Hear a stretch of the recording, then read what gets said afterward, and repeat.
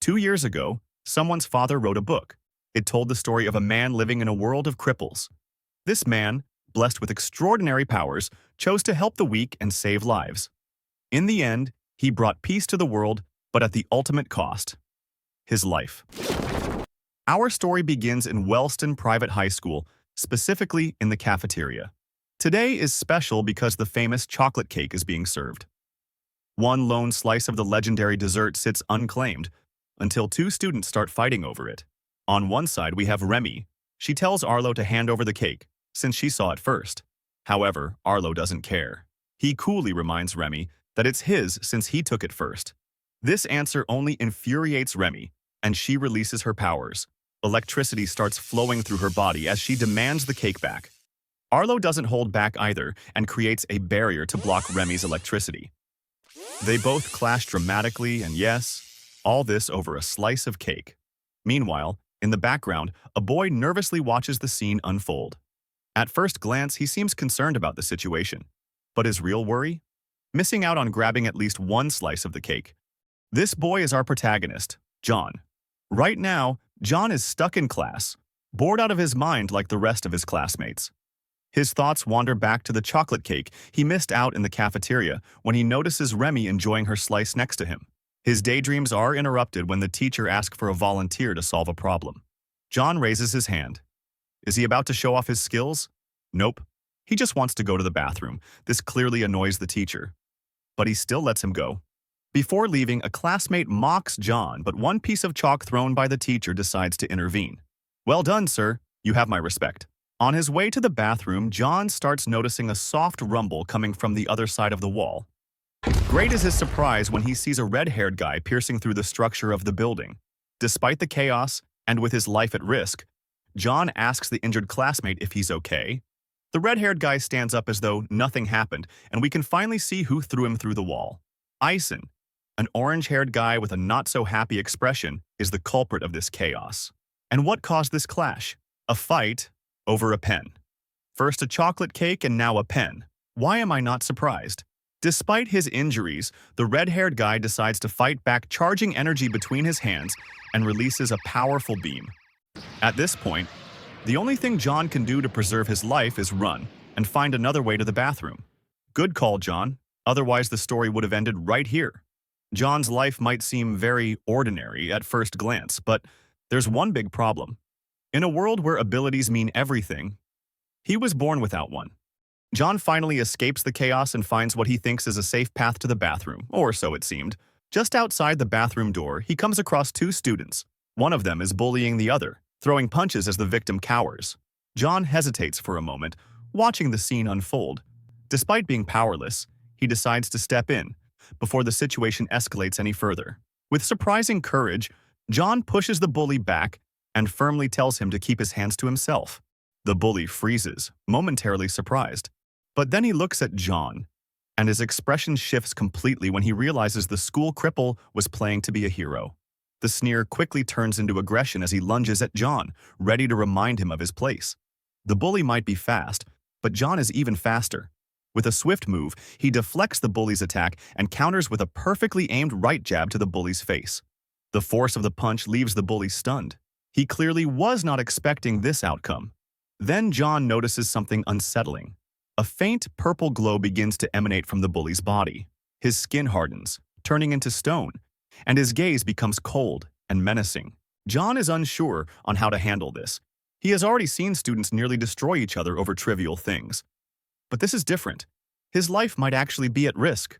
The bully starts rambling about the position a weakling with no abilities has in society, warning that if John keeps getting in others' way, he might end up dead. Meanwhile, we see the bully's victim has the ability to turn invisible. Without anyone noticing, he slips away from the scene. Not even a thanks? In a flash, the bully gets behind John and strikes with an elbow. Thankfully, John manages to block it with his arm. It seems the bully's ability isn't just about skin hardening. It's more of a self-enhancement power. The bully tries again to intimidate John, even demanding he beg for forgiveness. This only makes John laugh. The idea of begging someone so weak is a joke to him. He proceeds to list the names of the people he considers strong. Remy, Ison, Blake, the red-haired guy from earlier, and finally Serafina. a name we haven't heard in the story so far. This clearly infuriates the bully, but John doesn't flinch. He continues mocking the bully's ability, even says that without any power, he could easily defeat him. The bully charges at John, angered by his words. But John had been slowly moving toward the window. As the bully lunges, John swiftly grabs his arm, using his momentum to throw him out of the building. Once everything settles, John returns to his usual self, relieved and surprised that his mind games actually worked. His arm is broken and he'll need to visit the infirmary, but for some reason, that makes him more nervous than his earlier experience. John is now in the infirmary, and by the words of the doctor, he is irregular. Our protagonist looks more nervous than usual after hearing the doctor's words. Understandable. The doctor's attitude is very menacing, and he seems exhausted from dealing with John.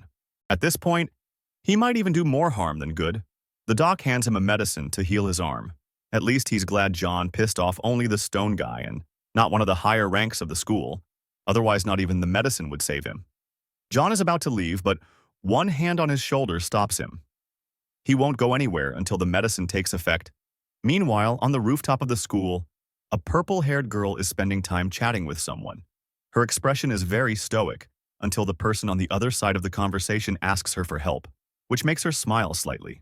Back in the infirmary, a girl shows up, annoying the doctor, thinking he has more work to do. She calls out to John, and we find out she's the same person from the rooftop earlier. Now, we learn two things. The purple-haired girl's name is Sarah, the same one John mentioned while mocking the stone guy, and she's been texting with John this whole time.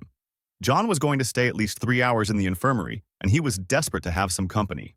Sarah laughs and starts to leave for class, but John knows she never actually goes and begs her to stay.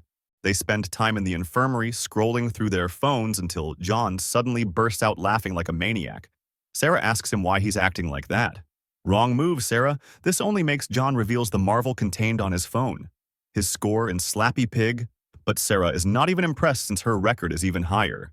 Suddenly, the whole school rumbles, cutting their free time short. We expect a sign of what's happening, but all we hear are the doctor's furious screams. He storms out of the room barking like an angry wolf. Apparently, another regular is causing a commotion somewhere else in the school.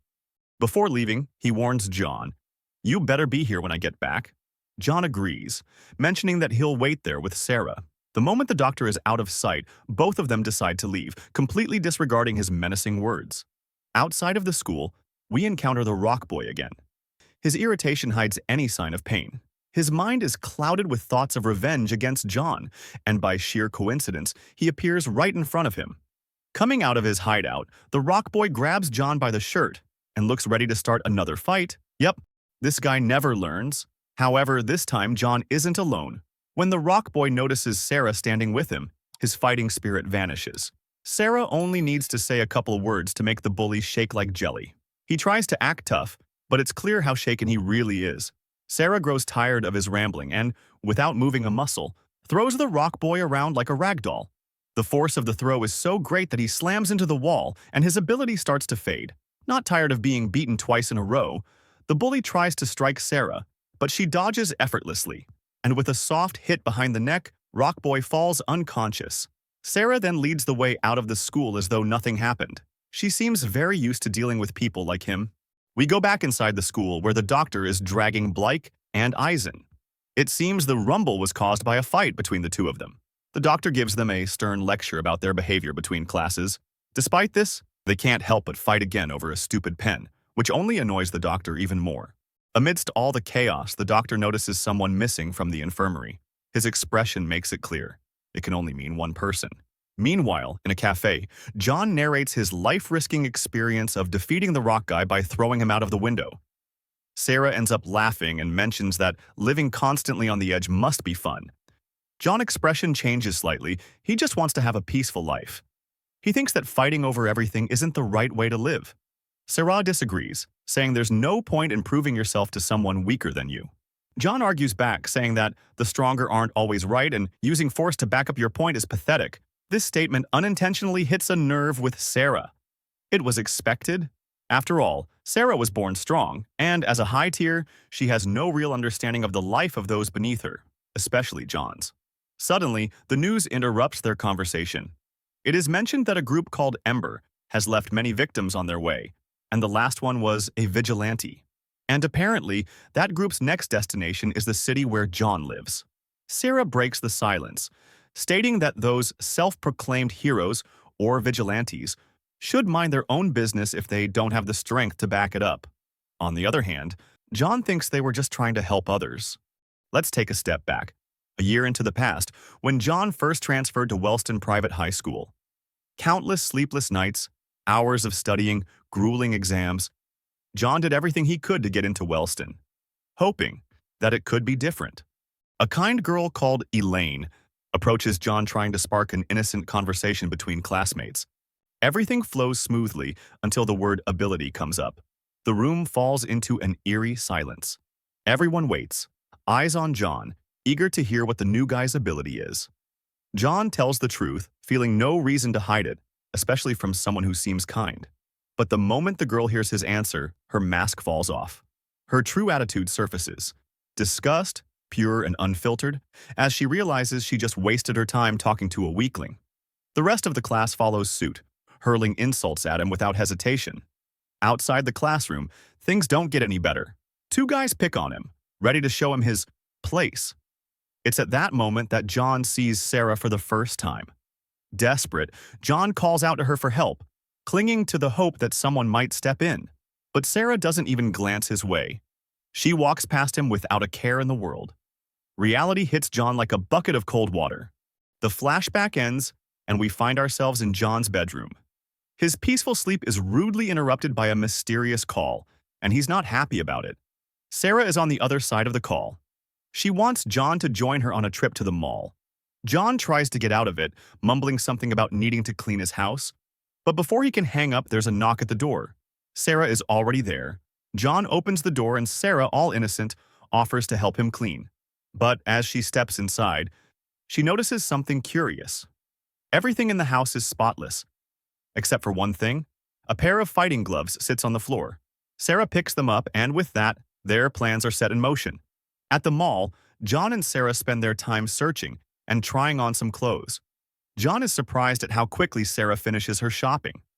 Soon after, they come across an ability gauge booth. For fun, John suggests Sarah to give it a try. Sarah initially scoffs at the idea, claiming those booths are a scam, but with a little convincing, she reluctantly agrees. At the booth, a girl shouting at the vendor. She is outraged because she can't believe her ability only got a power level of 4. She demands a refund, threatening the vendor to destroy everything if he refuses to do so. John grows tired of waiting in line and steps forward, asking the angry woman to calm down. His words, however, only fuel her fury. John stands firm, refusing to back down over a mere $10 refund. She's livid, her voice rising as she turns her threats toward John instead. The tension escalates and John tries to calm her, without success. Right when the woman is about to strike, John spots a security guard nearby and his attitude shifts completely. With a sense of security, he baits the woman into attacking him. Sarah smiles during the exchange, realizing what John is trying to do. The woman has had enough of John's taunts. She lunges forward, and at that very moment, John lets out a loud, dramatic scream for help, ensuring the guard takes notice.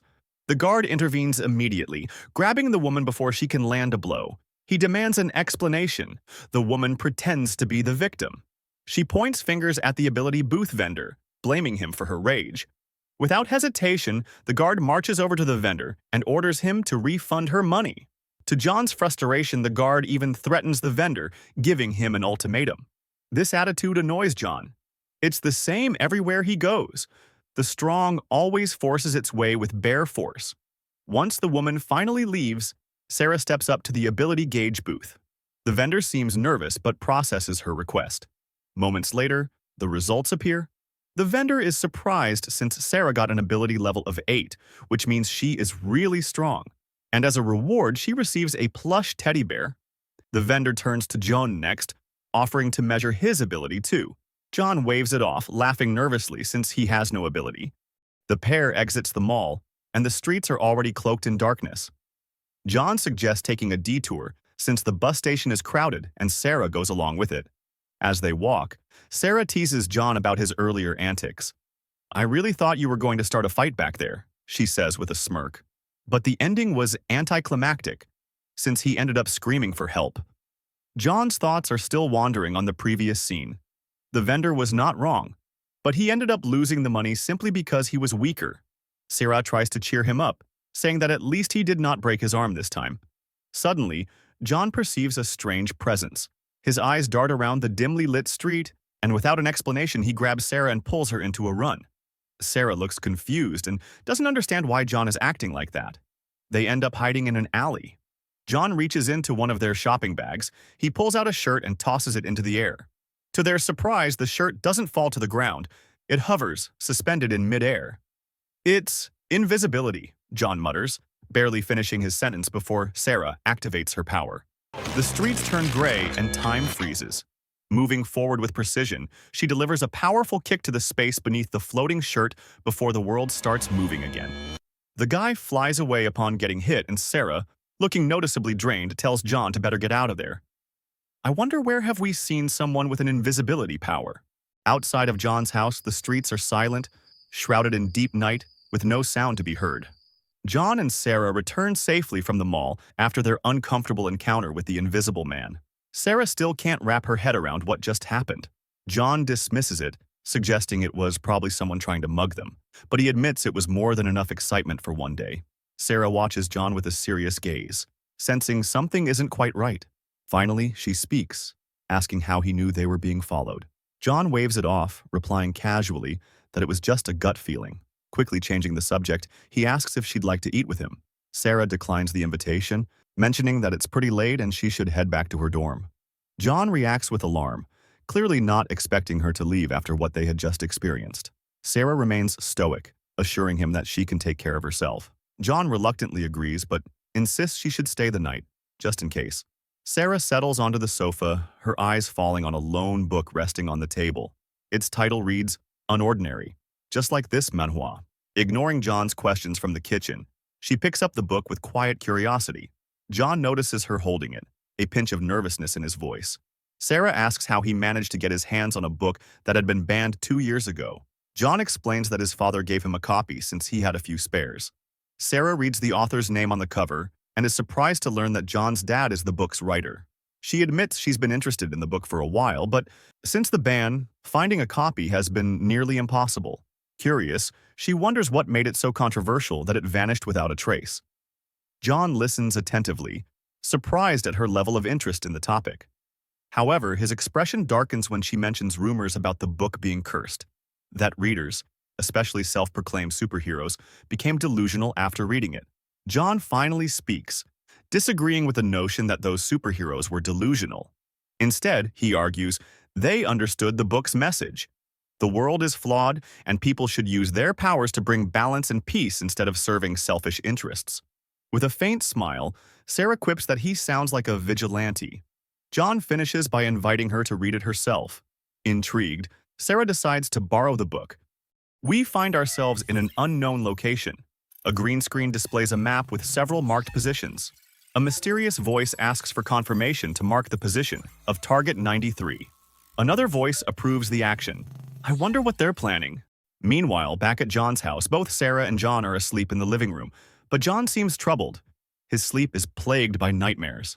Dark voices taunt him, calling him weak and easy prey. He screams at them to stop, begging to be left alone. Suddenly, the darkness dissipates, and a green-haired girl appears, offering her help. John wakes up abruptly, drenched in sweat and visibly shaken. He stumbles to the bathroom, splashing water on his face in an attempt to calm himself. It was just a dream, he mutters, trying to convince himself. Still restless, he decides to go out for a walk, hoping the cool night air will help clear his mind. He leaves without waking Sarah. His walk takes him to a convenience store, where he buys a few sandwiches. As he eats, the image of the green-haired girl resurfaces in his mind. With a bitter expression, he decides it's best to head back home. At the apartment, Sarah wakes up just as John returns. She notices him entering from the street and immediately asks if he couldn't sleep because of a bad dream. John brushes off her question, casually mentioning that he brought breakfast. Sarah's suspicion grows. John, usually talkative, hasn't said much since he came back. Directly, she asks, "Is everything all right?" John responds with a simple, "It's nothing." Sarah tries again, offering her support, but this time John snaps. He raises his voice, firmly stating that he's fine. That's all Sarah needs to hear. She rises from her seat and calmly tells him he needs some time alone. John tries to salvage the situation, but Sarah collects her shopping bags and leaves without another word, leaving John alone with his clouded thoughts. Outside, Sarah's phone buzzes. She glances at it and sees 37 unread messages waiting for her attention. It seems her phone had been in sleep mode. The scene shifts to the dormitories of Wellston School. A blue-haired girl notices Sarah entering the dorm and immediately approaches her. She looks both angry and worried, clearly upset that Sarah hasn't responded to her messages. Something about this girl feels familiar. The blue-haired girl scolds Sarah sternly for making her worry. What angers her even more, though, is the fact that Sarah was spending time with John. She starts yelling, questioning why someone of Sarah's status would ruin her image by associating with a cripple. Midway through her tirade, Sarah cuts her off. Now we learn that the girl's name is Elaine. Sarah activates her ability, freezing Elaine in place. With a calm but firm tone, Sarah reminds her that her choices and actions are none of Elaine's business. After heading to her room, time resumes, and Elaine collapses to the floor. Still dazed, Elaine receives a phone call asking if Sarah has returned. She confirms, though her frustration is evident. Back in her room, Sarah starts unpacking her shopping bags, including the teddy bear she won with John. Her phone buzzes. It's a message from John. He's apologizing for his behavior earlier and warning her to be cautious with the book. He reminds her it could cause serious trouble if anyone finds out she has it. Curious, Sarah opens the book and notices a handwritten note. Dedicated to my son. Before she can process it further, a sudden knock on the door startles her. She quickly hides the book and opens the door to find a familiar face. Arlo greets her, attempting a compliment, but Sarah quickly sees through his words and dismisses him. Undeterred, Arlo reveals his purpose. He wants Sarah to join him for a turf war since they're short a member. Sarah refuses outright. As she's about to close the door, Arlo stops her by reminding her of her duties as the rightful queen of the school. She glares at him and asks why Remy isn't handling it. Arlo explains that Remy had to step away for a while due to family issues. He continues trying to persuade her, promising that she won't have to lift a finger. He assures her that he and the Jack will handle everything, so there's no need for concern. 6 hours later, we see Sarah, Arlo, Blake, and Elaine on a bullet train, heading toward their turf war. The Wellston team arrives at their destination, a barren, deserted area. Their opponents are 4 ability users from Agwin School. As the Wellston team approaches, the Agwin students notice them. Arlo greets them with his usual smug confidence. However, the king of Agwin interrupts him, pointing out that since Arlo organized the turf war, they shouldn't have arrived late. This remark catches Sarah's attention. She recalls Arlo telling her that Agwin challenged them, not the other way around. Her suspicions grow as the 2 kings step forward to meet in the middle of the arena. The king of Agwin questions why they were challenged, pointing out that Wellston has no reason to provoke them. Arlo smirks and reveals his true intentions. Agwin recently gained a new queen, and he wants to see her in action. The rules of the turf war are announced. It will be a series of one-on-one battles. The king of Agwin turns to Sarah, unfamiliar with her presence, and asks Arlo who she is. Arlo nonchalantly introduces her as a returning veteran named Serafina. Hearing her name, the king of Agwin freezes, vivid memories of the past flooding his mind. He remembers Serafina as the unstoppable force who single-handedly took down his entire team in the past. While the Agwin king is lost in thought, Arlo seizes the moment to officially start the turf war. The Jacks from both schools step forward, ready to begin the first match. Agwin's Jack lunges at Blake with impressive speed. Blake steps back, keeping his distance and launching energy balls to hinder his opponent's movements. Agwin's Jack expertly evades by leaping into the air, aiming to close the gap. As he descends, Blake uses his energy beams to propel himself backward, narrowly avoiding the strike. Amid the debris, Blake fires a powerful energy beam at his rival. Agwin's Jack jumps to avoid the attack, but sustains an injury to his leg in the process. The Agwin king takes notice of the injury, and Blake, now irritated, presses the advantage. Agwin's Jack, realizing he needs to get close to stand a chance, hurls a rock at Blake. Blake destroys the rock midair with his energy balls, creating a thick cloud of dust. With visibility obscured, Blake seizes the moment. He appears beside his rival in a flash, charging an energy beam. The injured Jack knows he can't avoid the attack and braces for the worst. Just before Blake fires, the king of Agwin calls off the fight. Recognizing the futility of continuing, he declares their loss. Though humiliated, Agwin's Jack reluctantly accepts his leader's decision. The Queen of Agwin then steps forward confidently, announcing that she will handle the rest of the battle herself. Blake is declared the winner of the first encounter, but the battle is far from over. Agwin's queen steps forward, ready for the next match. As the fight begins, Blake launches a series of energy balls toward her, each one hitting its mark and kicking up a dense cloud of dust. When the dust settles, the queen's ability is revealed, a pair of spider-like claws protruding from her back, shielding her from the attack. Without hesitation, the claws lash out toward Blake. He skillfully evades, propelling himself with energy beams to maintain his distance. Despite his efforts, the relentless claws keep attacking, leaving him unable to approach. Frustrated, Blake attempts to maneuver closer, but two of the claws strike him directly, slashing deep wounds into his chest and leg. The queen smirks as a third and fourth claw emerge from her back, joining the fray. She launches a synchronized attack with all four claws. Blake narrowly evades, using a burst of energy to propel himself away. Finally, he closes the gap and prepares to counterattack. But just as he's about to unleash his power, a fifth claw pierces his side, halting his momentum. The queen uses her claws to hurl Blake across the battlefield, sending him tumbling to the ground. From the sidelines, Sarah glances at Arlo, wondering why he hasn't stopped the fight yet. Blake struggles to his feet. Despite his injuries, he tries to act tough and asks the girl, how many claws does she actually have? The queen dismisses his question with a bored expression and mentions that he probably won't be called back by his team until he gets knocked down. Growing impatient, the queen decides to end it. With all 5 claws, she launches a final, devastating attack. Just as the claws are about to strike, Sarah steps in and stops the fight. She declares the match over, handing the victory to Agwin School. Sarah turns to Elaine, instructing her to tend to Blake's injuries. She's been absent from turf wars for only 1 semester, and she can't believe Arlo has been managing them this way. She moves to step into the next battle, but Arlo blocks her path. With a confident smirk, he says, Blake and I are going to take care of this. Just sit back and watch. Agwin's king congratulates the queen but warns her not to let her guard down. He reminds her that Wellston is ranked #1 in turf wars, having never lost a fight. Agwin's queen tells him not to worry, saying she won't play anymore. The next match begins, this time between Wellston's king and Agwin's queen. The girl releases her 8 spider claws at once, launching them at Arlo. He remains still, creating a barrier to block the attack. The queen notices Arlo's strategy and decides to change her tactics. Using 4 of her claws, she leaps into the air, searching for a weak point before attacking again.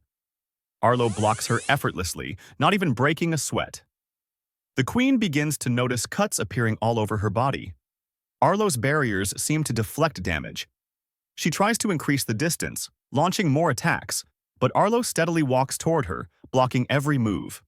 The injuries on her body continue to multiply, and she starts retreating. As she tries to back away, she discovers a barrier blocking her path. Arlo creates a cage-like barrier around her, trapping the queen like a spider in a glass. Every attempt she makes to escape results in more cuts. Arlo steps into the barrier, and she attacks again, but her claws are immediately blocked. Desperation takes over as she struggles to find a way to defeat him. Standing directly in front of her, Arlo calls her a disappointment. He mocks her, saying he'd heard so many good things about her but sees nothing special. Enraged, Agwin's queen tries to slap him, but she misses. Arlo grabs her hand and begins choking her.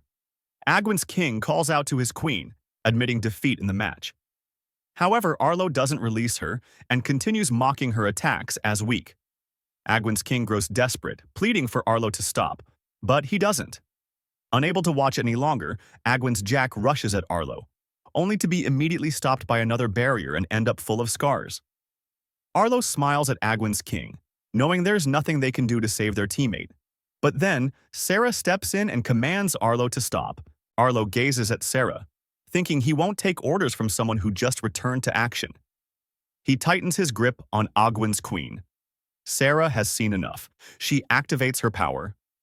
Elaine notices and tries to stop her, but time freezes before she can finish. Sarah rushes toward Arlo's barrier. With a powerful punch, she pierces through it. The attack reflects back, causing cuts to appear all over her arm. However, Sarah has another technique. She rewinds time, and her arm heals instantly. Arlo feels the pain from his barrier being pierced and releases Agwin's queen. Furious, he yells at Sarah, demanding to know what she was thinking, attacking her own teammate. Agwin's king lets out a soft laugh. He's never seen members of the same team fight each other. Sarah approaches Agwin's king and gives him two options. He can forfeit and accept his loss, or he can continue fighting, with her as his opponent. Agwin's king knows there's no point in continuing. He concedes defeat. On the way back to Wellston dorms, Elaine tends to Arlo, healing the damage caused by Sarah. Arlo asks Elaine why Serafina has been acting so strangely. Elaine admits she doesn't know. Nothing she says seems to get through to her anymore. Frustrated, Arlo asks what the point is of having Sarah as her roommate if she can't keep an eye on her. Elaine finally speaks. It's all because of John, she says. She explains that Serafina used to focus on being perfect until she started hanging out with John.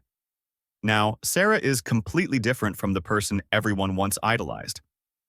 Elaine adds that Sarah even stayed at John's place last night, which intrigues Arlo. He tells Elaine to keep a close eye on Sarah and report anything suspicious. As for John, Arlo plans to deal with him personally. John walks down the street when the news catches his attention. Another victim has been found, marked with the Ember logo. The victim, a vigilante, was found in the South Wellston area. John notices that the attacks are getting closer and closer. The news continues, revealing that those killed by Ember were known as high-tier vigilantes. They then show public opinions about the fallen vigilantes. Most people consider them lunatics who cause trouble and are just waiting to be killed. John keeps walking, ignoring the news. Back at Wellston, Blake is calmly heading to class when Ison sneaks up on him, giving him the scare of his life. Ison laughs upon seeing the scars all over Blake's face and asks if he got beaten up in the turf war. Blake retorts, saying at least he's strong enough to be in one. Ison responds, claiming he could be in a turf war too, but he's not into that stuff. Okay, dude, whatever you say. Blake mentions that Serafina was at the last turf war, which surprises Ison. Ison asks what happened, and Blake tells him that Serafina actually attacked Arlo. However, Blake stops mid-sentence, realizing he's not supposed to talk about it. Ison, sensing Blake is hiding something, says he'll feel better if he confesses and promises to keep it a secret. Meanwhile, John has returned to school, stressed, because he forgot he had a history exam. He bumps into Arlo in the aisle, still distracted. John apologizes, apparently unaware that Arlo is the king of Wellston. Arlo's classmate grabs John, demanding a proper apology. John, confused, wonders what the guy wants from him. Maybe he wants an apology too. He asks to be let go, explaining he has a test in 10 minutes. Arlo intervenes, telling his classmate to let John go. Arlo wishes John good luck on his exam, and John hurries off. Why do I feel like Arlo is about to do something? Arlo's classmate reminds him that John is the cripple Arlo was looking for. However, Arlo simply asks if his classmate noticed anything odd about John, to which the classmate denies. Arlo continues, asking what he would do if he were a weakling and bumped into the king. The classmate responds that, of course, he would be careful to avoid getting beaten up. Arlo thinks exactly the same. However, when John bumped into him, there was no sign of fear in his eyes. This attitude sparks a sense of curiosity in Arlo towards John. Meanwhile, on the school's rooftop, Sarah sits playing a game on her phone. Upon reading the word perfect, we dive into her memories. For as long as she can remember, she was taught to be perfect. Phrases like, "You are not like the others," "You were born gifted," and "You will rise above your peers" were constantly drilled into her. She had to be stronger and smarter than everyone else. She had to be perfect. But when perfection becomes an expectation, it's no longer an achievement. Sarah stopped living for herself. Her only role was to be perfect. We return to John and Sarah's first encounter.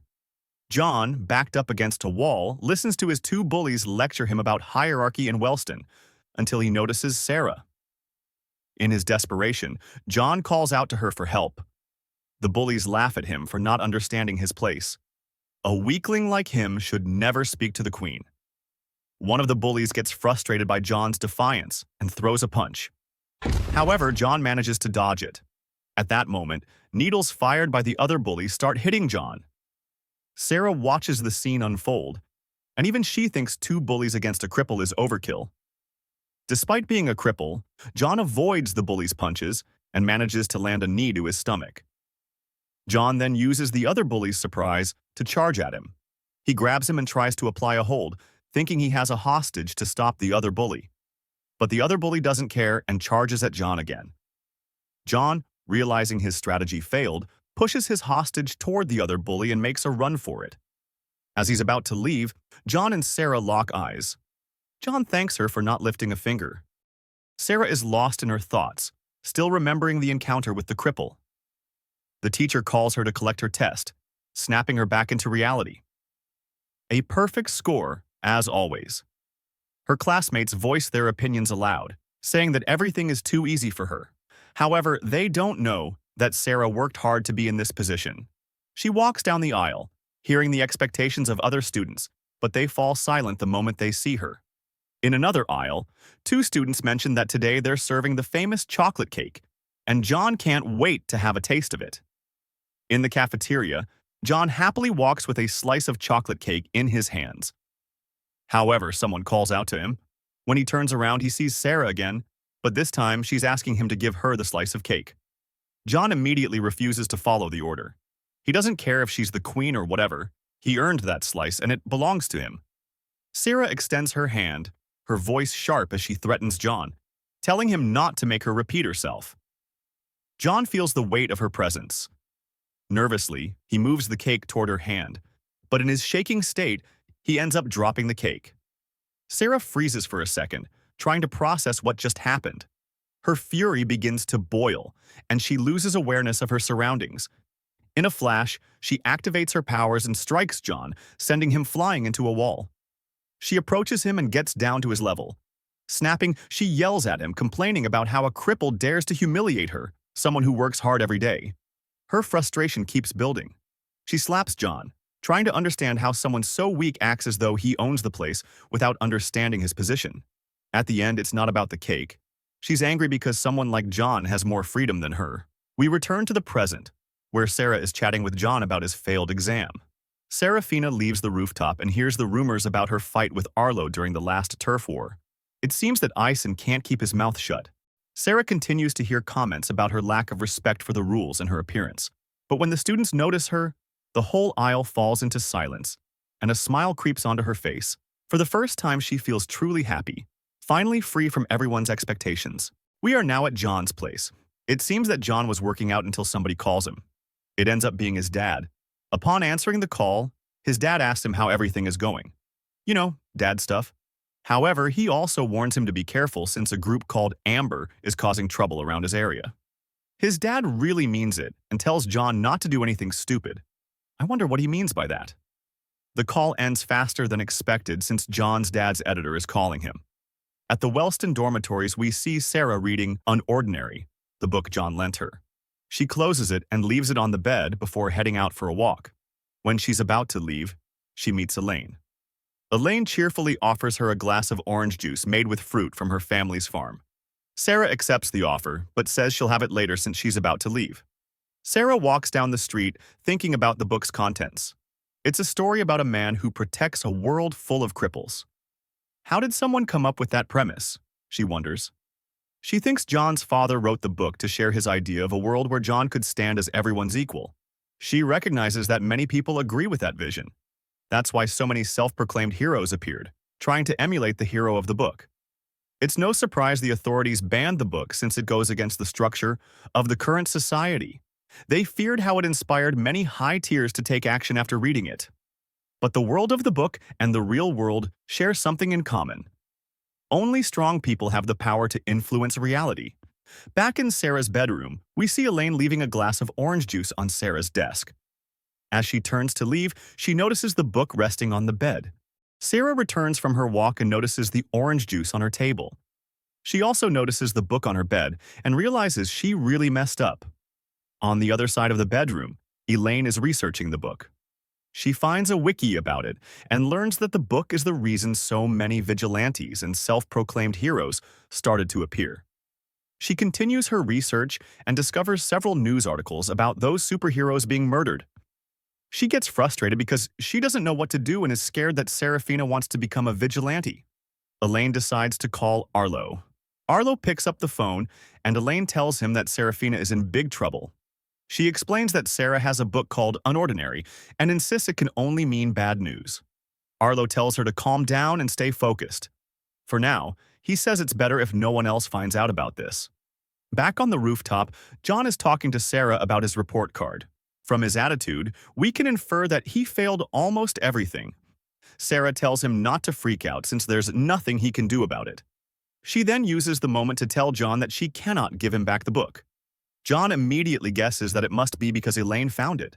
From Sarah's expression, John realizes he's right. He reprimands her for being so careless and reminds her that, even with her ability, she can't rewind this mistake. John asks her what her plan is, and she replies that she'll keep the book for a while so no one can trace it back to him. Sarah tells John not to worry. Since she's the school's ace, she believes they will be lenient with her.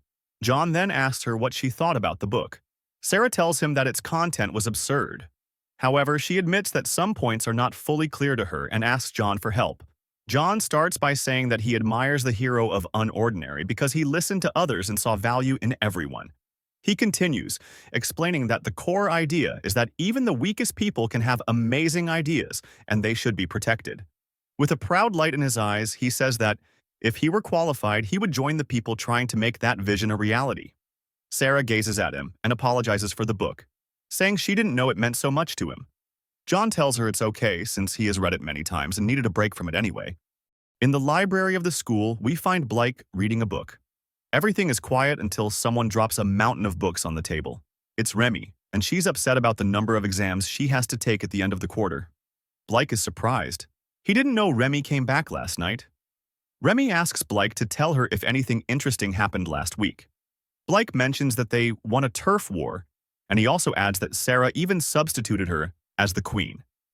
Blake is about to share something only royals should know.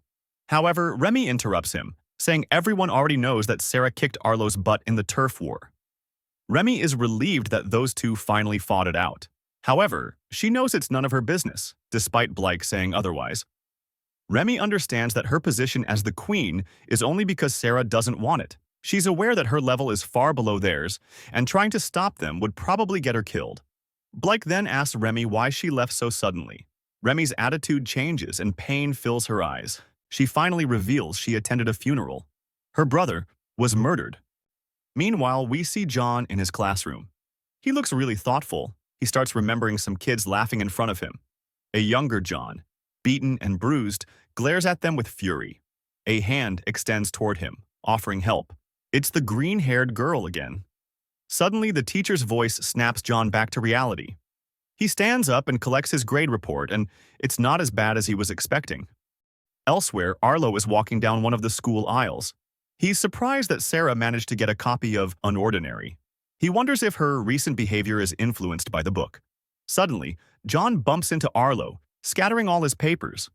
Arlo bends down to help him collect them, and the people around start murmuring. But when Arlo raises his voice, everyone goes silent. As Arlo leaves, he tells John to be more careful next time. However, his expression changes as he leaves, revealing that he's actually planning something. Now we find Arlo and Eason in an empty classroom. Eason is wondering why Arlo called for him. Arlo tells him that his expertise is needed and asks if he's able to find information on anyone. Eason asks what exactly Arlo is looking for. Arlo inquires if Eason knows John, who is in his grade. Eason affirms but wonders why Arlo is interested in that cripple. Arlo tells him that John looks suspicious after seeing him a couple of times. He's powerless, completely unaware of his surroundings, and has no respect for hierarchy. However, he got into Wellston and hangs out with Sarah. Arlo thinks those facts don't line up and asks Ison to find his story and what he did to get into Wellston. Ison tries to persuade Arlo to just forget about him. However, Arlo tells him he didn't ask for his opinion. Ison shakes a little and accepts the order. Before Ison leaves, Arlo reminds him to keep his mouth shut this time. Meanwhile, John is walking and notices a paper on the billboard. It's a death pool where students bet on which superhero will die next. This infuriates John, and he tears it off.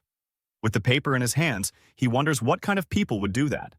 Suddenly, he notices a bully stepping on another student's papers. The bully laughs, rejoicing in the panic of the victim. Out of nowhere, John launches a jab, throwing the bully to the floor. He lowers himself to the bully's level and starts lecturing him. John calls him a disgrace to society for stepping on people weaker than him. The bully only laughs and prepares to attack. He shoots a laser at John, but John doesn't flinch and avoids the attack. John has had enough and starts beating the bully. However, upon seeing the bully's face full of wounds, John's memory flashes back. He sees a blonde guy covered in scars. This makes him stop, and he decides to run away. The bully seizes the opportunity and starts threatening John, acting as though John is escaping from him. In the distance, Ison watches the scene carefully. Elsewhere in the school, we see Remy holding the death pool. Tears fall from her face as she uses her electricity to burn the paper. As she walks away, one piece of the burned paper shows the name X-Static. This vigilante was murdered recently and is probably Remy's brother. Remy is now knocking on Sarah's dorm. Elaine opens the door, and Remy tells her she wants to talk with Serafina. Elaine lets her in and offers some tea, but Remy refuses, saying the visit will be quick. Sarah is in her room, reading a magazine, when she hears Remy knocking on the door. Remy walks in and notices the teddy bear. However, she also spots a circuit inside of it. Immediately, Remy apologizes to Sarah and thanks her for substituting as queen during her absence. Sarah tells her not to worry, saying she owed it to her. After all, Remy had taken the burden of being queen off her shoulders. Remy keeps glancing at the bear, enough that Sarah asks why she's staring so much. Remy points out the chip inside the bear, saying it's giving her bad vibes. Curious, they open the bear and examine the circuit. It turns out to be a tracking device. This makes Sarah remember the moment she won the bear. She begins to wonder if all the prizes from the level gauge booth contained trackers. Her mind races back to the booth sign, which mentioned that anyone with an ability level of 5+ would receive a prize. She deduces that someone is tracking high tiers. Remy advises Sarah to stay alert from now on. Even though they're strong, they're far from invincible. Meanwhile, back at school, Ison is trying to process all the information he's gathered about John so far. He's spoken with bullies who had encounters with him, including Rockboy, and the pair who gave John his welcome to Wellston. He even tried asking the school doctor, but apparently the doctor didn't know any John. All the information points to John being just a typical cripple. Yet Ison can't shake what he saw during the confrontation with the bully. John didn't act like a typical cripple in a fight. He showed confidence. Frustrated by the lack of answers, Ison decides to talk directly to John. John is surprised to see Ison talking to a cripple like him. Ison mentions that the school newspaper wants to write an article about the life of a cripple and needs John's input to make it accurate.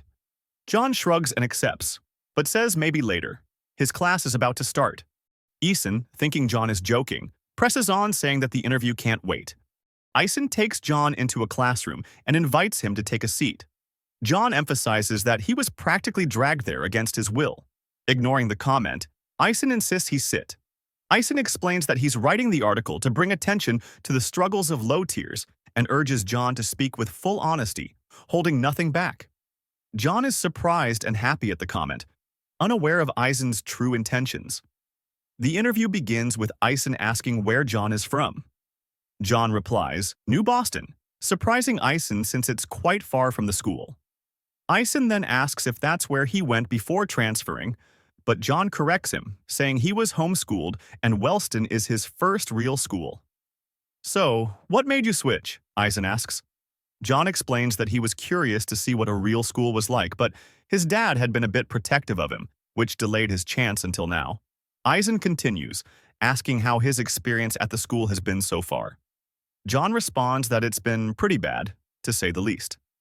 When prompted to elaborate, John states that low tiers have no rights and must stay alert at all times since everywhere is a danger zone. John is surprised by how much Eisen is writing but doesn't realize that Eisen is actually doodling a silly scene of himself defeating Blake and impressing Remy. Eisen proceeds to ask how John manages to survive in such an environment. When John begins to answer, Eisen cuts him off, asking him to focus specifically on his own actions.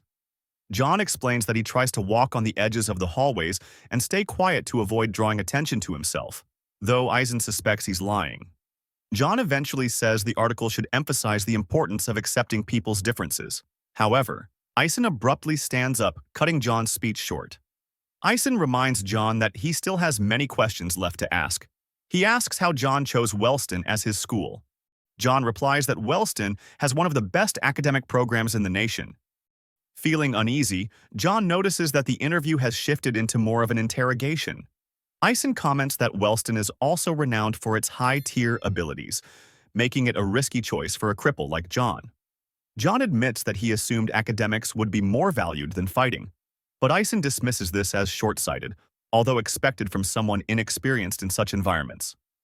Eisen then brings up John's father, striking a nerve. He asks if John's dad ever warned him about the challenges of the school. Eisen continues, suggesting that attending a closer school might have been a better first step instead of jumping into Wellston. He speculates that perhaps John's father had already tried that, but for some reason it didn't work out. John finally snaps. Grabbing Eisen by the shirt, he demands that he stop prying into his life. John reminds him that the purpose of the interview was to discuss his struggles as a low tier, not to be interrogated. With surprising strength, Eisen grabs John's arm and calmly remarks that John is very lucky to have Serafina on his side. Effortlessly, he removes John's hand from his shirt. Picking up his folder, Eisen thanks John for the information before leaving the empty classroom. It seems Eisen now plans to dig into John's past in New Boston. We find Eisen scrolling through pictures from New Boston High School. Suddenly, he spots John's picture among the files. Eisen abruptly stands from his chair, making a lot of noise and drawing attention. Blake, annoyed, tells him to keep it down to avoid getting kicked out of the library. Ignoring the comment, Eisen excitedly calls Blake over to show him his discovery. He points at John in the picture, but Blake looks confused, not even recognizing who John is. While Eisen keeps praising himself for uncovering something significant, Blake wonders why he should care about John. Frustrated, Blake asks why Eisen is stalking John. At this, Eisen suddenly remembers Arlo's strict warning to keep quiet. Snapping out of it, Eisen dismisses Blake's question with a curt, "That's none of your business," which irritates Blake further. Blake, who wasn't even interested at first, now feels insulted at being dragged into the matter, only to be dismissed. Later, Arlo and Eisen finally meet after some time apart. Arlo remarks that Eisen better have some valuable information after all this time. Confidently, Eisen takes out a file and begins his report. He explains that he's been observing John's behavior for several days, and John himself admitted that he was homeschooled and had no ability. Eisen notes that when John was asked about low tiers, he avoided speaking about himself, and his answers didn't align with his actual behavior. Initially, Eisen thought John was just clueless and acted that way out of ignorance. But when the topic of his past came up, John became extremely defensive and even attacked him. Eisen then presents Arlo with a picture of John and his class from 2 years ago. Arlo is surprised, remarking how unrecognizable John looks compared to now. Eisen continues, pointing out that John doesn't care if he bumps into someone and talks to high tiers without hesitation. He adds that if it weren't for John's claim of being a cripple, he would assume John had some kind of ability. Arlo listens intently, then surprises Eisen by tearing up the file he had just handed over. When Eisen offers to continue researching, Arlo stops him saying that he's done enough, and from that point he'll take care of John. Meanwhile, back at the Wellston dormitories, Elaine is doing some homework when her phone buzzes. She checks it and finds a new message from Arlo. Elaine seems happy as she picks up her phone, likely feeling something for Arlo. However, her expression darkens when Arlo asks her to inform the headmaster about what she found regarding Serafina. Later, over the school speaker, Sarah is called to the headmaster's office. Elaine waits outside the office, worried about what she's just done. Suddenly, the door opens, and Sarah appears, surprising Elaine. Sarah looks at her, but Elaine quickly avoids her gaze, feeling ashamed. Inside the office, Sarah is greeted by the headmaster, who invites her to sit. He asks her to relax, noting that even he's starting to feel nervous. Next, he introduces a woman present on behalf of the authorities. The headmaster tells Sarah that the woman is there to ask her a few simple questions. The interrogation begins, with the woman stressing that Sarah must be completely honest since any lie will be detected and could result in her expulsion from Wellston. The woman asks if Sarah has a book called Unordinary, to which Sarah replies affirmatively. "How long have you had the book?" the woman asks. Sarah answers that it's been about 12 days. Things begin to feel more serious as the woman asks how Sarah got the book. Sarah becomes nervous, not wanting to involve John. She starts analyzing the woman's power, and from her expression, she deduces that it must only be a lie detection ability, so her thoughts are safe. The woman, growing impatient, demands an answer.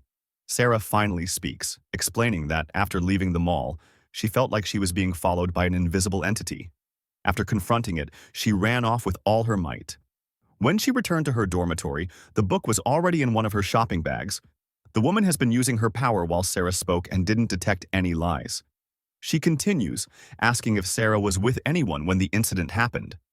This question shakes Sarah once again.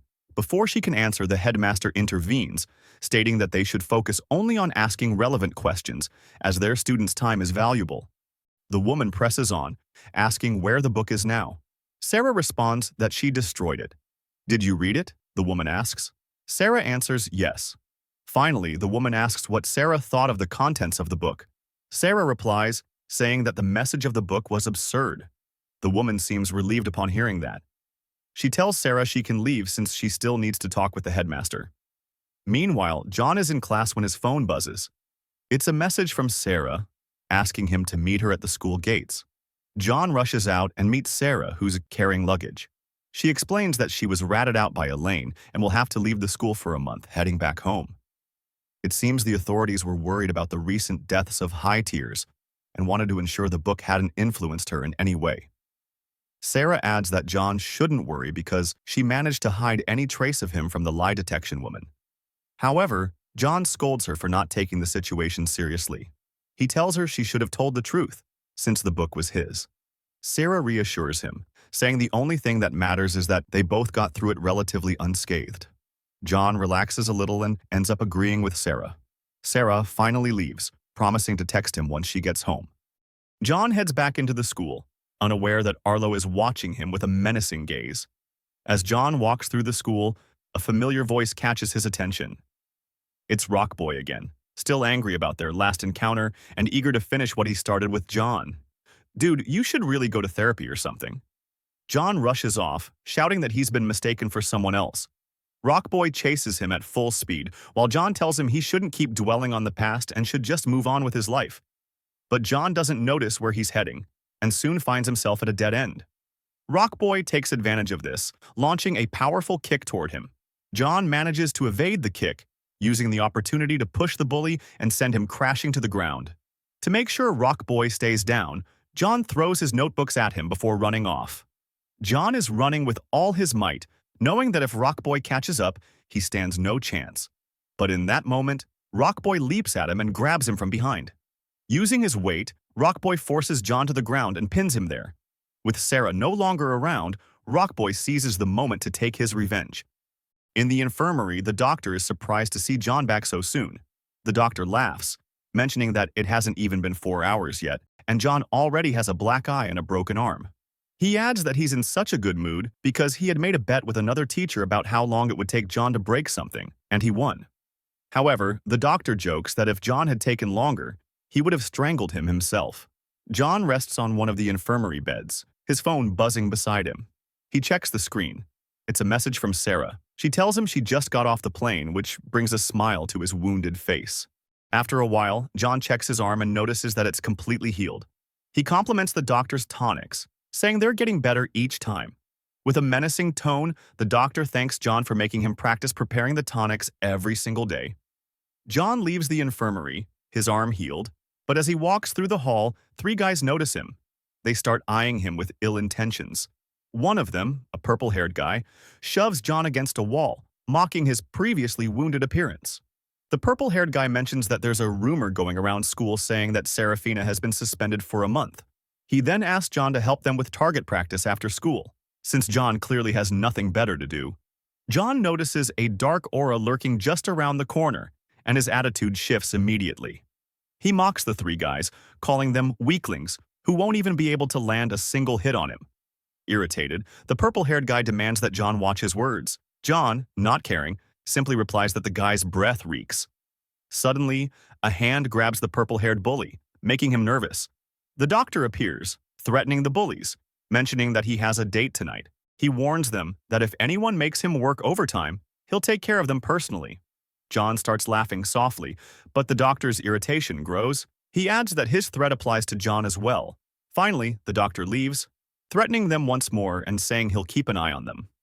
Once the doctor is out of sight, the purple-haired bully resumes his actions, calling John lucky for being saved by the doctor. He tells John that a cripple like him is nothing but a leech, feeding off others. The bullies finally leave, but John stands still, reflecting on what he just said. The words, "a leech who feeds off others," linger in his mind, making him think of the green-haired girl from his past. A dark expression settles on John's face as memories resurface. The scene shifts to Serafina's house. Upon arriving, Sarah greets her mother. Her mother simply calls her name from upstairs. In a flash, her mother comes down from the second floor and immediately slaps Sarah. It seems her mother possesses some sort of time manipulation ability as well. She scolds Sarah, warning that if she keeps becoming more reckless, she'll end up as the failure her older sister was. Her mother orders her to remove her extensions and says they'll discuss a proper punishment when she gets back. Sarah stays still, her cheek swelling from the slap as she hears her mother leave. Sarah is now in her room, using her laptop. Her phone buzzes, and upon checking, she sees a message from John asking if she has time to talk. John calls her, but when she picks up, he answers with an unusual "hi." Sarah mentions that he sounds weird. John explains that he was just surprised to hear her voice since it's been a while. Sarah jokes, asking if John already misses her. He laughs and replies that he just had a long day. Sarah starts helping John with some school assignments. She calls them easy, but John replies that they have very different definitions of easy. John asks how everything is going, assuming she's having a great time with her family. She stoically responds that it's almost the same since her parents left for a business trip. She's practically alone, playing video games all day. Sarah tells John she found a new game, but he better hurry with his homework so they can play together. John says he's just getting the hang of Slappy Pig, but Sarah replies it's a much easier game called Angry Pigs. She describes the game, which is similar to Angry Birds but with reversed roles. Instead of attacking pigs, the pigs attack the player, who must defend the birds by building structures. John ends up confused, unsure if the game is for him. They play together, but every one of John's attempts ends in a game over, which drives him crazy. He refuses to give up, but Sarah reminds him that he has school tomorrow, and it's already 2 a.m. The next day, John is walking through the school aisle, looking at his chat with Sarah on his phone. Suddenly, a hand stops him midway. It's Arlo, but he's not there to pick a fight. Instead, he reminds John to watch where he's walking. John simply replies with a sorry. Arlo is surprised since John doesn't seem affected. Then, he notices John's phone and the conversation with Sarah. They continue on their way. However, Arlo doesn't want John to keep talking to Sarah and plans to do something with John's phone. John is now being beaten up by a couple of bullies. They feel underwhelmed, expecting at least some resistance from him. After getting bored, they simply leave. In the infirmary, the doctor lists John's broken bones, surprised since John has broken his record. John responds, saying that this time he didn't start any fight. The bullies just appeared and attacked him, but the doctor cuts him off. He says he's tired and that by now, John should know how to avoid these situations. John tries to grab his phone, remembering that he hasn't texted Sarah yet. However, when he checks, he sees that his phone is completely broken. On the other side of the infirmary, the doctor is talking to Layla, the woman he had a date with. Suddenly, the doctor hears a crash and hangs up the phone. John has just smashed his phone against the floor, breaking it even more. He looks pissed and deduces that the bullies actually went after his phone. John gets ready to leave, but a hand holds his shoulder. The doctor tries to stop him, but John aggressively shakes him off. The doctor gets really angry, but before he can say anything, John speaks up. He says he didn't enroll at Wellston to spend all day in the infirmary. John is about to leave, but the doctor threatens him, telling him not to take one more step. The doctor asks what the point of leaving like that is. He'll only attract more problems in his state. John replies, saying the doctor shouldn't worry about him. The doctor responds, saying he's there to reduce injuries, and the only thing John will accomplish by leaving is causing him more trouble. The doctor finishes, telling him to sit down and rest if he has any respect for him. John reluctantly agrees. However, before sitting, he aggressively bumps into the doctor's shoulder. The doctor watches him, wondering why John is doing all of this to himself. John finally leaves the infirmary, looking all beaten up. Suddenly, he's pushed from behind, causing all of his papers to fall. He doesn't even try to respond. He just picks up his papers as the girls who pushed him call him a loser. Coincidentally, Blake and Remy are walking in the same aisle. Remy notices John and recognizes him as Serafina's friend. She also sees that John is covered in bruises. Remy approaches him and offers to help pick up his papers. Upon hearing Remy's offer, John's memories resurface, and he sees the green-haired girl instead of Remy. John snaps, yelling at Remy and swatting her hand away. Remy steps back, completely surprised by John's sudden shift in attitude. John is boiling with fury, but slowly he starts to realize what he just did to Remy. He mutters, trying to offer an apology. However, Blake shoots a laser before John can say anything. Blake approaches him, asking for a good reason not to destroy him right there. John tries to explain himself, saying he mistook Remy for someone else. Blake doesn't buy the explanation, but before he can do anything, Remy stops him, saying everything's fine and they should just let it go. They both leave, while John continues picking up his papers. Around him, everyone insults him, calling him a moron for pissing off the Queen and the Jack. John thinks about how he really admired the hero of Unordinary for seeing value in everyone, but now he finally snaps, calling the message of the book a lie. He now believes that none of them are worth anything. Back at John's house, Sarah is asking why he didn't text back. He explains that he got into a fight and his phone broke. Through the webcam, Sarah notices John's expression. She tries to cheer him up, telling him that phones are replaceable and he shouldn't let it get him down. She changes the topic, asking if he made any progress in Angry Pigs. John finally changes his serious expression, mentioning that he actually managed to beat some levels. This change draws a smile from Sarah. Back at Sarah's house, Sarah's mom finally arrives from her business trip. Upon arriving, she asks her servant how Serafina behaved during her absence. The servant replies that Serafina has changed her behavior. She spends all day locked in her room, only leaving for meals. The servant adds that she probably spends her time either playing video games or chatting with boys. Sarah is in her room, checking her laptop. She's having connection issues with a video game. She leaves her laptop and stands up to check if there's any problem with the router. But upon opening her door, she meets her mom outside. Her mom asks her to give her the phone and scolds her for wasting her time socializing and playing video games. She adds that Sarah is starting to behave like the disgrace of her sister. Sarah replies, mentioning that Layla never did anything wrong. That's the same name as the doctor's partner. Sarah's mom asks for the phone once more, and Sarah reluctantly obeys. Her mom finishes by saying that she turned off the Wi-Fi so Sarah could spend time thinking about her behavior without distractions. This annoys Sarah, since now she won't be able to talk with John.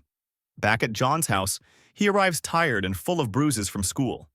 He immediately turns on his laptop, but notices that Sarah is offline.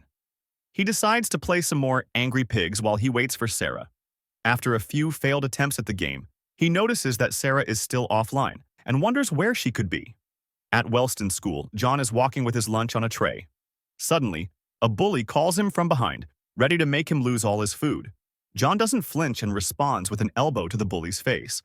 The bully looks defeated, his eyes starting to well up with tears, his nose probably broken. John glances at him with a stern expression, saying that he's not in the mood for his crap. John goes upstairs, leaving the bully on the floor.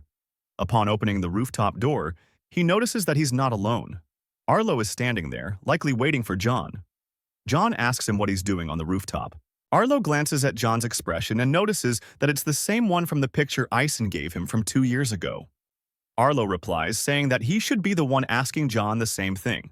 After all, the rooftop is an area only for royals, not commoners like him. John ignores his explanation, remarking that this is where he eats his lunch. He moves forward, ignoring Arlo's presence, and sits next to him. Arlo pretends to act patient, saying that John probably didn't hear him. However, John remarks again that that's where he sits. Arlo starts getting pissed at John's behavior and asks him if he's not afraid. John replies, mentioning that he sees no reason to be afraid. Arlo only laughs, mentioning that he could kick his ass in an instant. John agrees with Arlo but knows that he won't do anything. Curious, Arlo asks why he thinks that, to which John responds that only pathetic low tiers would go after a cripple. John adds that a king wouldn't gain anything from the encounter, but Arlo cuts him off with a single word: satisfaction. John proceeds to explain that there's no satisfaction in beating people much weaker than you. Arlo is surprised. How would someone like John know about that, unless he had some experience?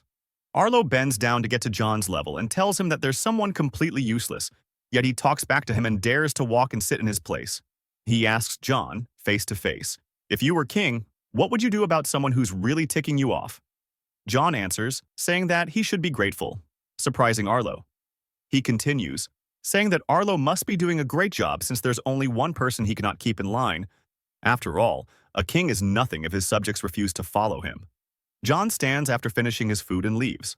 Arlo stays there, confused because he had no idea what John was talking about. Arlo thinks that only people who have stood at the top have that kind of confidence. He's now intrigued by the kind of person John was at his previous school. Back at Serafina's house, she's resting, lying on the bed until one servant approaches her. The servant tells her that the break is over and she has to return to her duties. Sarah sits on the bed and asks the servant what the book mountain is for. The servant answers that Sarah's parents want her to read through all of them and write a report by the end of the day. Sarah is annoyed, replying that she did the same thing last night. However, there's nothing the servant can do since those are the orders from Sarah's parents. Sarah is writing her essay, and she does not look happy. She remembers the last time she willingly worked so hard was a year ago. Slowly, exhaustion wins, and Sarah falls asleep. We go 1 year into the past. Sarah is thinking about why she behaved so aggressively toward the cripple. She wonders if John had anything that sparked that behavior. The teacher starts speaking and explains that there will be a project in pairs. Suddenly, the door of the classroom opens loudly, cutting off the teacher's speech. John apologizes and shows the teacher proof that he was in the infirmary. John approaches his seat, throwing an angry gaze towards Sarah. The teacher continues, explaining that each pair will have to make a presentation for each of the 3 books they will read. The teacher starts forming the pairs, and in an unexpected turn of events, she pairs John and Serafina together. This surprises them, but not in a good way. Now they are sitting together with gloomy expressions on their faces. Sarah tells John to move his elbow off her table, but John refuses. Before she can even start a threat, John cuts her off, saying that if she beats him up, he won't be able to help with the project. Sarah corrects him, mentioning that he won't touch the project. She continues, explaining that she will do the entire thing by herself, and at the end, she will give John some note cards for the presentation. John refuses to follow the plan. He argues that he went all the way to Wellston to learn. However, Sarah ignores John's words and stands up, cutting off his argument. She imposes her decision over John using her heavy presence. Without adding anything, she leaves the classroom while John looks at her with frustration. Sarah works diligently on the project while John dozes off and falls asleep on his desk. On the day of the presentation, Sarah approaches John and shows him the note cards. She tells him that he only needs to read them and follow her cues. John ignores her, and upon receiving the cards, he tears them. This exalts Sarah, who wonders what in the world he's doing. John tells her again that he came to Wellston to learn and not waste his time. He adds that since there was no communication between them, he made the whole project too, and so her notes are useless. He finishes by saying that they should at least try to figure out what to say during the presentation, to which Sarah reacts with anger. The teacher starts the class and tells everyone to get ready for the presentations. John and Sarah stand in front of the class, explaining the plot of a book called Hamlet.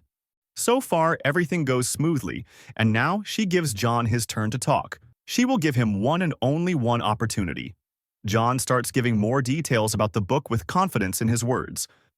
However, Sarah starts hearing things that are completely different from the actual plot.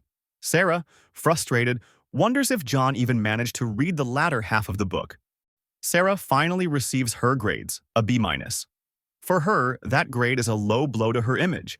But on the contrary, for John, it's a reason to celebrate. Sarah stands from her seat, and the teacher asks where she's going. Sarah replies, the library, while John watches her, wondering what's with her attitude. After class, John walks down an aisle and starts hearing the opinions of other students about Sarah. Practically all of them make fun of her for getting a B-. even adding that she's a disappointment. John listens attentively, thinking that even someone like Sarah has to go through these kinds of things. In the library, Sarah is checking some books until someone calls her. She lifts her gaze, only to find John. He asks her to work together this time so they do better in the next presentation. She aggressively stands from her chair and forces John against a wall. She tries to intimidate him, saying that if he doesn't follow her order to just read the note cards, she will send him to the infirmary every single day, giving him no chance to work on his project. John asks her if it's really worth going that far just for a perfect grade, to which she affirms. John asks again if she likes doing all the extra work by herself. He adds, wondering if the actual reason for her behavior is that she's constantly trying to impress people. This hits a nerve in Sarah, and she answers, saying that her attitude is none of his business.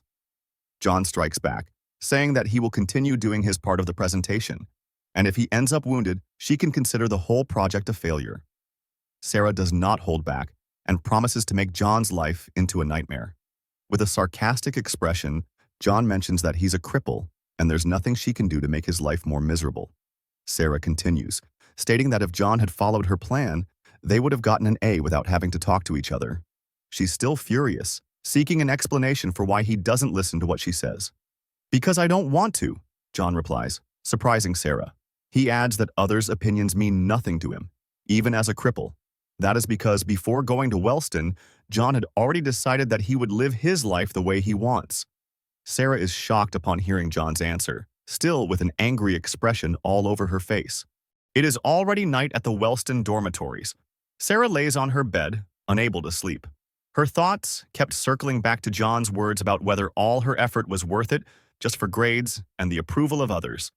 The idea that he could ignore others' opinions and live however he wanted struck her as absurd, almost delusional. The next day, Sarah went to the library to pick up some books. When she reached her usual table, she found John sitting there, working. Annoyed, she asked him why he was there, and he replied that he was working on the project. Sarah reminded him that he wasn't supposed to be doing anything, which only irritated him further. He insisted that he would do his part of the work regardless of her opinion. With reluctance, Sarah sat down, both of them silently resenting their partnership. As John finished a section of his work, Sarah requested to review it, arguing that it was reasonable given that they were supposed to be working together. John initially refused, but Sarah swiftly took the paper from him. Reading through it, she found several inaccuracies and questioned what was wrong with him. John defended himself by blaming the difficult language of the book, and Sarah told him to consult her if he had doubts instead of improvising again. They continued working on the project, but John eventually dozed off. Sarah slammed a book against the table, startling him awake, and ordered him to keep working, much to his frustration. After their second presentation, Sarah glared at her grades in disbelief.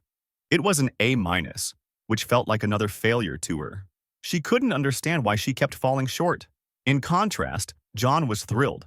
Approaching Sarah, he celebrated their success, only for her to correct him coldly. She pointed out that the minus meant they had failed to meet expectations. Annoyed, John asked why she couldn't be satisfied with a good grade, but she ignored him, walking away and telling him not to speak to her again. As Sarah wandered through an aisle, she overheard laughter from nearby. Peering around a corner, she saw John being bullied by two girls. He was injured but still told them to stop gossiping and focus on themselves. One of the girls revealed they had been talking about Sarah, mocking her for her recent grades and calling her an embarrassment. Sarah froze in shock as she listened, but to her surprise, John defended her, stating that her dedication and hard work were undeniable. The bully responded by shoving John against the wall, mocking him for thinking his opinion mattered. Before things escalated further, Sarah stepped in. She grabbed the bully's face and slammed it against the wall, leaving John stunned. Holding the bully in place, Sarah turned her attention to the second girl, who immediately began to tremble. Terrified, the girl fled, abandoning her partner. The remaining bully turned to confront Sarah but stopped in fear upon recognizing her. Sarah demanded to know why she thought she could attack John and speak about her that way. The bully stammered an apology, claiming it was just a joke. Sarah ordered her to leave, and the girl ran off without hesitation. Once they were alone, John thanked Sarah. She dismissed his gratitude and stated they needed to start working on their third presentation. John, smiling weakly, responded that he would join her after a visit to the infirmary. Back in the library, John and Sarah were working on their project. Suddenly, John asked Sarah to help him understand a section of the text. Sarah smirked, mocking him, saying she never expected him to swallow his pride and ask for help. Despite her teasing, she began explaining the content of the book while John listened carefully. She found herself surprised by his attentiveness, as he had been uncharacteristically diligent over the last few days. The day of the final presentation arrived. Before it began, the teacher asked the groups to have a brief discussion. Sarah noticed John's worried expression and couldn't resist teasing him. She joked that he would drill a hole in the floor if he kept staring like that. John admitted that he truly wanted to do his best this time. He explained that he disliked what people said about Serafina and didn't want to drag her down any longer. Sarah responded curtly, telling him it was a little late to be worrying about that. When John apologized, she brushed it off, telling him to forget about the past and focus on the present. When it was their turn, Sarah stood and made an unexpected remark to John. She told him that he had been the most persistent partner she had ever worked with. Her comment caught John off guard, but brought a smile to his face. The presentation went smoothly, far better than their previous 2 attempts. Afterward, Sarah received her grade, a solid A. She finally felt at ease, though she refrained from celebrating. Approaching John, she noticed the joy radiating from his face. John, unable to contain his excitement, jumped out of his seat, celebrating their achievement. He enthusiastically told Sarah that she must be happy about her grade now. Then, with a grin, he invited her to celebrate with drinks on him. Sarah maintained her stoic demeanor, reminding him that his average grade was still an A-. John disagreed, arguing that they had worked hard for this and deserved a reward. Sarah initially refused, stating that she would rather spend time in the library. However, John was relentless and eventually convinced her to join him. They ended up at a boba tea shop. As they sipped their drinks, they both found themselves genuinely enjoying the moment. Though Sarah didn't show it outwardly, she too wanted to celebrate. She silently thanked John for teaching her to focus on what made her happy. Back in the present, Sarah was asleep at her desk. A servant entered the room, waking her up. The servant informed her that she was there to collect her work. Sarah groggily replied that it wasn't finished yet. The servant then mentioned that Sarah's father had arranged an internship interview for her at NXGen Research Facility. The interview was scheduled for the next day, and the servant advised her to research the company beforehand. Sarah sighed, commenting on how short the notice was. The servant, unimpressed, questioned whether her time away from home had made her soft, noting that she had been complaining more about her responsibilities. Before leaving, the servant reminded her to work more efficiently. Sarah stayed at her desk, staring at her unfinished essay with a sense of frustration and helplessness. John walked home, weighed down by the monotony of his routine. Wake up, go to school, get beaten up, and come back with nothing to look forward to.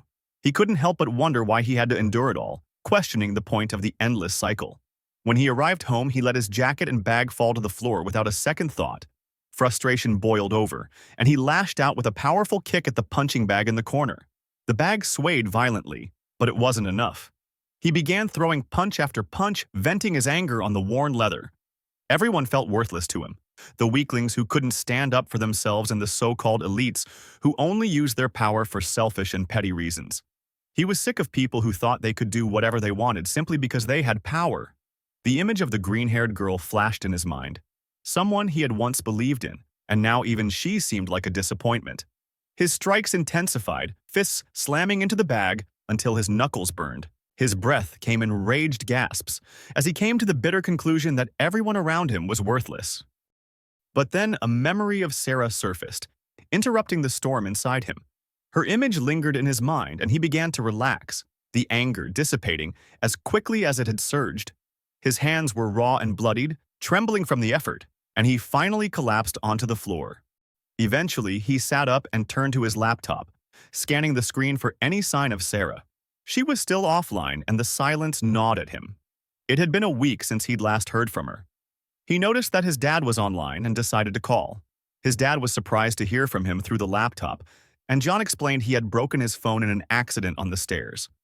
His dad brushed it off, promising to send him money for a new one. John shifted the topic, asking if his dad could send him another copy of Unordinary, but his dad's tone grew serious. He explained that the editor had destroyed all the copies for his own safety. Concerned, his dad asked if everything was all right, but John quickly dismissed the question, claiming he had a lot of homework and ending the call before his dad could say goodbye. When his dad called back, John ignored it and closed his laptop. Back at school, Eason was keeping an eye on John, unsure of what Arlo was planning but recognizing that it was working. Slowly but surely, John's true colors were beginning to emerge. We are now at the headmaster's office. A blonde guy is knocking on the door and the headmaster invites him in. This guy, called Keen, is the head of security at Wellston. The headmaster invites him to sit and watch the news. The news is talking again about the group Ember. A new body has been found with its mark, and this time, it's in the town of Wellston. The headmaster asks Keen what he thinks about these news reports. Keen answers that it is frightening to see high tiers being murdered. He adds that it is pretty hard to understand Ember's objective. The headmaster asks him if he remembers Ray, the former king of Wellston. Of course, Keen remembers. Ray was a brilliant student with immense potential and a powerful electricity ability. The headmaster reveals that Ray was murdered by Ember a month ago, leaving Keen perplexed. He does not understand how that was possible. The headmaster explains that it might be linked to the fact that Ray got his hands on a copy of Unordinary. Keen is still shocked, considering that Ember must have strong members capable of taking down high tiers like Ray. The headmaster instructs Keen to monitor everyone entering the school until the situation with Ember is resolved. He adds that, combined with the reason behind Seraphina's suspension, Wellston now has 2 incidents related to Unordinary. This means the authorities will be keeping a close eye on them. The headmaster continues, asking Keen to bring any suspicious individuals to him for questioning. He also requests that Keen try to keep the authorities away from the school's internal matters. In another part of the school, a blue-haired guy is walking down the aisle. He spots Eisen and immediately hides, wondering what Eisen is doing. Around the corner, Eisen is watching a scene between John and 4 bullies. One of the bullies is pushing John against the wall. John asks him to stop touching him, making the bully and his crew laugh. The bully reminds John that he's the strongest there, so he can do whatever he wants. As he says this, the bully lunges at John with a jab. John swiftly evades the hit and grabs the bully's arm. Using the bully's momentum, John brings him to the floor, applying pressure on his elbow from behind. John, tired of the bullying, yells at him, telling him to never touch him again. While yelling, John increases the force on the bully's elbow, breaking it. The bully's 3 partners launch themselves at John, using their abilities. John stands his ground, ready for the impact. His eyes begin to release a yellow glow, revealing that John actually has an ability. John stands up, his eyes still glowing yellow. Suddenly, his mind recreates a similar scene from his past. He sees himself at his previous school, surrounded by defeated guys. Among them is a green-haired girl looking completely defeated in the background. A younger John stands triumphant in a deserted area, facing the green-haired girl. He tells her if she really thought he would be defeated just because she gathered a bunch of weaklings. John calls her Claire and adds that he expected more foresight from her. Apparently, Claire had known long before they met that John would become king of the school. She looks at John with fury, but he continues speaking. He asks if the only reason she helped him was to improve her position. Claire remains silent, breaking John's patience. He grabs her by the hair, demanding an answer. He asks why she made everyone turn against him. Claire yells back, telling John to look at himself. John looks confused, and Claire seizes the moment to free herself from his grasp. She slaps him hard across the face. Yelling at him, she tells him to take a good look at the kind of monster he has become. She says he only looks for reasons to hurt people and cares for no one but himself. Claire calls him a tyrant and a hypocrite, declaring that he does not deserve the power he has. She wishes she had never helped or met him. This breaks John, and he yells at her to shut up. Claire defies him, daring him to silence her with violence, just like he did with everyone else. John grabs her shirt and prepares to punch her, screaming at her in rage. But before the impact, he notices her expression. Her face is filled with fury and deep disappointment. Claire calls him a monster before falling unconscious from his punch. John snaps back to the present. His body relaxes, and he decides not to use his ability. Once again, he remembers Claire's voice calling him a monster. By the look on his face, it is clear that this memory has left a wound he still cannot heal. The bullies are still rushing at John, and one of the girls launches the first attack. John manages to block it, but his arm is on the verge of giving out. Using his other arm, he throws a direct punch to the girl's stomach. The other guy launches energy missiles, but John dodges them. He tries to formulate a plan to escape, and concludes that the best way is to take down the guy blocking the exit. Before he can act, the second girl approaches from behind and lands a hit on John's neck. The first bully follows up with a punch using his fully healed arm. From above, the first girl joins her hands and delivers a devastating attack to John's back.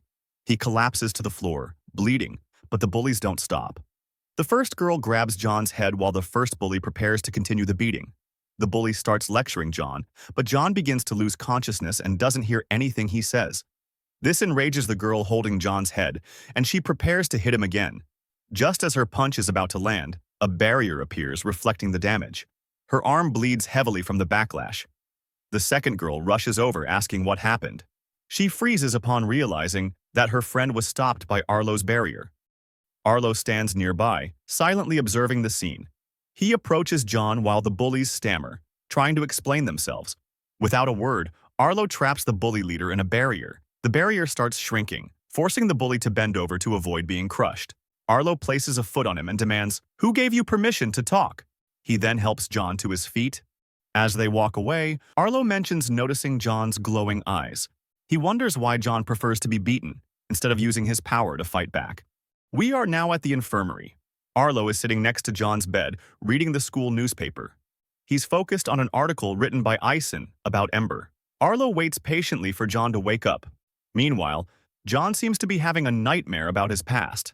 In his dream, young John is sitting on the rooftop of his previous school. Suddenly, a blonde guy named Adrian approaches him, visibly scared. Adrian stutters nervously, struggling to speak. John grabs him and demands he get to the point. Adrian says there's an issue with Claire. He overheard her talking to the Jack about her true motives for approaching John when he was still weak. Apparently, she only wanted John to rely on her blindly once he reached the top. John doesn't believe a word and smacks Adrian, calling him a liar. He refuses to accept that everything he experienced with Claire could be a lie. Adrian insists that Claire has been using him all along and is now gathering people to dethrone him. John hits him again and yells at him to shut up. He dismisses Adrian's words as nonsense and says they carry no weight compared to Claire's. Adrian doesn't back down, and he tells John that his ego is blinding him. Adrian warns that if John doesn't open his eyes to what's happening, he'll lose everything. John laughs mockingly and asks if Adrian has forgotten how powerful he is. He yells, declaring he will never lose because everyone else is trash. John abruptly wakes up in the infirmary. Upon seeing Arlo, he immediately throws a punch at him. However, Arlo doesn't flinch, as if John's punch had no effect. John grabs Arlo's shirt in frustration. Irritated, he demands to know why Arlo helped him and what he's planning. Arlo remains stoic and reminds John that not everything revolves around him. He advises John to wake up from his delusional world and remember who he just hit. Arlo warns John that he's lucky he's patient. Standing in front of him, Arlo coldly states that he deeply despises people who refuse to learn their place. He adds that if John ever touches him again, he won't be so lenient. Arlo leaves the infirmary, and John stays behind. He sits there, questioning the point of everything he's doing. Arlo leaves the infirmary and his phone buzzes. It's a mysterious message that says that Ison has been following him. In another aisle, Ison is trying to process the scene he just saw. He saw the glow in John's eyes and Arlo saving him, so probably he also knows about it. Out of nowhere, Arlo appears just around the corner, surprising Ison, who gets ready to escape. However, Arlo calls him, saying that he's the person he was looking for. Arlo tells Ison that he knows that he's still spying on John. Ison tries to deny it, but Arlo cuts him off, saying that he can't hide it from him. After all, Ison is doing all of that because he wants a top story for the newspaper. Arlo then offers him a deal. Serafina comes back in 2 weeks, and Ison will have that time to make his article and keep Arlo informed about everything he discovers. If he accomplishes it, Arlo guarantees him the front-page article of the school's newspaper. Upon hearing that, Ison happily agrees. But when Arlo leaves, he realizes the kind of job he just accepted. In the Wellston boys' dormitories, Ison is looking for more info about John on his laptop. He finally gets a huge discovery, John's transcript from his old school. He's about to check its contents, but suddenly Blake appears behind him, congratulating him for the top story in the newspaper. Ison gets scared, immediately covering the screen of his laptop to hide his research. However, Blake spots John's face on the screen and asks Ison why he is so obsessed with John. He adds that he's a lunatic since Remy tried to help him, but he yelled and slapped her. Blake says that instead of worrying about John, Ison should spend more time with Remy. After all, since Ray passed away, Remy has not been the same. Ison proposes to take Remy out to the mall or something to relax her mind. Blake thinks it's a good idea and will tell Remy and leaves, mentioning that Ison better not bail them this time. Ison resumes his research, but his expression changes when he reads about John's power and level. He now understands how John got into Wellston and his high level of confidence. The report says that John was expelled from New Boston 2 years ago, but Ison recalls that John got into Wellston last year, and now he wonders what John did during that year in between. Ison now starts reading the reason behind John's expulsion. Excessive violence, it says. Upon checking more details, Ison can't believe what he's reading. Apparently, John was able to single-handedly take down half his class for an unexplained reason. Ison gets nervous. John is not someone to mess with and wonders what would happen if they expose him. Back to the rooftop of the school, we find Arlo. Suddenly, John opens the door and enters. Arlo mentions that he must be very brave to appear here again. John apologizes and mentions that he really wanted to talk with him. John promises that it won't take long. Arlo allows him to stay and asks him what he wants. Before John answers, he prepares to sit, but Arlo stops him, saying that he'd better hurry and say what he needs to say. John starts by thanking Arlo for saving him earlier and apologizes for punching him after waking up. Arlo asks if he came all the way up there to waste his time with a corny speech. John says that he didn't want Arlo to get the wrong idea. He appreciates the fact that a person helps someone like him. Arlo clarifies that he didn't help John because he wanted a new best friend. Instead, he hates people breaking the hierarchy. He considers that 4 people against only 1 guy is not how order works, and it should be a fair one-on-one. After all, if John had fought each one of the bullies separately, he would have a chance to win. John dismisses it, saying that Arlo is giving too much credit to a cripple like him. John finishes, saying that's all he wanted to say, and hurries off. Arlo thinks that John is a liar, and the fact that he oversells himself as a cripple makes him wonder why he's denying his place. It looks like John is trying to convince himself that he's completely powerless. In another part of the school, Ison is reviewing the information about John's expulsion. He concludes that it was not because he took down half his class, but because the school was not able to control him. Ison thinks that it's better to leave John minding his business, and the best way to do so is to make Arlo forget about it. Suddenly, Arlo's hand appears on his shoulder, scaring Ison. He tries to escape, saying that he's busy, but Arlo creates a barrier blocking his way. Arlo tells him to not even think about running, and that there must be a good reason for ignoring his calls. Ison says that he was not able to find anything, but Arlo does not buy it. Arlo knows that someone able to get information about the Ember organization wouldn't fail at finding basic information about one of his classmates. Being too good at your job was your ruin, dude. Arlo tells him to reveal the information if he still wants a successful story. However, Ison says that he'll drop the story, surprising Arlo. Ison reveals that the best course of action is to wait for Serafina to return and to pretend that his investigation never happened. He continues, saying that everything is good the way it is. However, Arlo replies that John is not in his rightful place.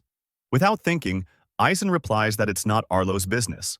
Arlo smacks Ison against the barrier and reminds him that he decides everything at school and demands Ison to reveal everything. Even in that situation, Ison does not reveal anything. He's afraid of what John could do if Arlo tries to force him. Arlo releases him, surprising Ison. However, Arlo says that all his time won't go to waste and he personally will get to the bottom of this. Arlo leaves, ignoring Ison's warnings and his begs for him to stop since he's not aware of what he's dragging everyone into. John is walking down the aisle of the school, remembering Arlo's words about being able to win against the bullies. He looks thoughtful but thinks he doesn't want to get involved in hierarchy. He never wants to go back to that time, where hierarchy only brought pain and anger to his life. John keeps walking, and in the corner, he crashes again with Arlo dropping his papers. Arlo doesn't even get surprised. At this point, he's used to that. John bends down to pick up his papers, and Arlo watches him from above, angry for seeing John acting so pathetic, even with the potential of a high tier. Arlo drops a binder to the floor and tells him to use it to avoid embarrassing himself every time he bumps into someone. Arlo is about to leave, but John tells him that he just can't take his stuff. Arlo gets even angrier, but just tells him to keep the binder. John insists that he has to pay him in some way and asks him if he's free after school. They end up going to the same boba store that John and Sarah frequent. John asks if Arlo has ever had boba, to which he replies with a no. John then advises him to order a mango boba, and Arlo agrees. The waitress arrives and asks them for their order. Arlo starts by ordering a large coffee, surprising John since there's no point in ordering coffee in a boba store. John then tells the waitress to bring 2 mango drinks instead, but Arlo refuses and orders his coffee again. John insists again, saying he's the one paying. However, Arlo does not care and orders a coffee on a separate tab. On the TV, the news are talking about NX-Gen Research, the company that interviewed Sarah. They explain that it is a lab where they research the root of their abilities, and a huge secret project was put on hold. Back at the table, Arlo is drinking his coffee, and John is by him, not wanting to taste the boba drink. John tells Arlo that he reminds him a lot of Sarah when they first met. Arlo asks him how he ended up being so close with Sarah. John starts saying that they hated each other at first because she beat him up, and then started talking and hanging out due to being stuck together on a project. At the end, she saved him from some bullies, and their friendship slowly began. Arlo then asks him where he learned to fight, since not many low tiers are able to go against mid tiers. John replies that his dad taught him as long as he can remember since he wanted his son to be able to defend himself. Arlo asks if John's dad is also a cripple, and he confirms. John adds that he's very proud of his dad, even with people looking down on him. He's able to do his best with what he has. John then asks if Arlo has someone he looks up to. Arlo answers, saying Ray, his predecessor as king. Arlo says that he didn't agree with the way he managed things, but despite that, it was hard to dislike him since he was really good at recognizing people's talents and was extremely powerful. He finishes by saying that if he were alive, he wouldn't know who is stronger. John does not understand what he means by that, but Arlo stands up. He leaves the money for the coffee on the table and leaves, saying that he has some things to take care of. Before leaving, John insists one last time for him to take the mango drink with him. In Serafina's house, she's working on her daily book report. However, at this point, she's tired of doing that and throws the book with fury. Without noticing, the servant appears to inform her that NX-Gen turned down Sarah's application. The servant adds that Sarah's father is very displeased and wants her to try harder next time. Back at the Wellston dorms, Blake and Ison are waiting for Remy. Apparently, they are planning to go to the cinema, but Blake, upon seeing the tickets, tells Ison he should have picked an action movie instead. Ison says that he's wrong since girls are into romantic stuff. Suddenly, Remy calls them from behind and says that she's ready to go to the mall. In a store, Ison is having an internal argument about which pen to choose, one with a gel grip or with a titanium grip. In the background, Remy is playing with a ball and suddenly launches one at Blake's face, imitating his attacks. They start a ball war while Ison takes an eternity to choose the pen. Tired of waiting, they throw a ball at Ison's head, telling him that it's getting late for the movie. In the cinema, the three are watching the movie, invested in its development to the point of releasing tears. After the movie, Ison mocks Blake, saying that despite not wanting to see the movie, he ended up crying. Suddenly, Blake spots an ability gauge booth, the same one where Sarah and John went. Knowing that Remy has a level higher than 5, they decide to make her participate. Ison practically drags Remy to the booth and Blake pays, telling the vendor to measure Remy's ability. Remy says that she already knows her level, and Ison replies that it's a guaranteed prize then. The vendor tells Remy not to worry, and he starts measuring her powers. The vendor gets surprised. Remy is very powerful for getting a 5. The vendor looks for a prize and gives her exactly the same teddy bear that Sarah received some time ago. Upon seeing the bear, Remy gets nervous and grabs the bear. After opening the bear, she takes out the tracking chip. This puts Blake and Ison on alert, including the vendor. They don't look happy, and Remy asks what the meaning behind the chip is. The vendor tries to calm the situation, mentioning that he's as surprised as they are and he's only giving the prizes his boss gave him. While grabbing the vendor's arm, Ison activates his ability. It is some sort of scan ability that allows him to check the pulse of the vendor. By his heart rate, Ison concludes that the vendor is lying. Ison hardens his grip, telling the vendor that he'll have to come with them. With no way to escape, the vendor drops a gas bomb, filling the area with a thick cloud of smoke. In the middle of the smoke, a guy with an invisibility power approaches the vendor from behind, making him also invisible. Remy tells Blake to get rid of the smoke. Blake charges energy balls on his hands and collides them, making an expansion wave that disperses the smoke. Upon checking the booth, they notice that the vendor is gone. However, they don't worry since Ison's ability also allows him to lock people's positions. With that, he's able to spot the vendor even if he's invisible and tells Remy where the vendor is heading. They rush to the exit, making a lot of fuss and alerting one of the mall guards. Upon seeing them, the guard mistakenly thinks that Blake, Remy, and Ison were the ones that set off the bomb and calls for reinforcements. Outside of the mall, they spot the vendor on a motorcycle still being invisible. Ison rushes to follow them, but doesn't notice that a truck is about to hit him. Thankfully, he's able to stop the car with his ability. Blake gets over the truck while mocking Ison for not looking both sides while crossing the street. Then Blake yells at Remy, telling her that he'll back her up. Remy uses her electricity power to increase her speed and follows the bike. However, when Blake is about to make the shot, one of the guards stops them, making them unable to continue the chase.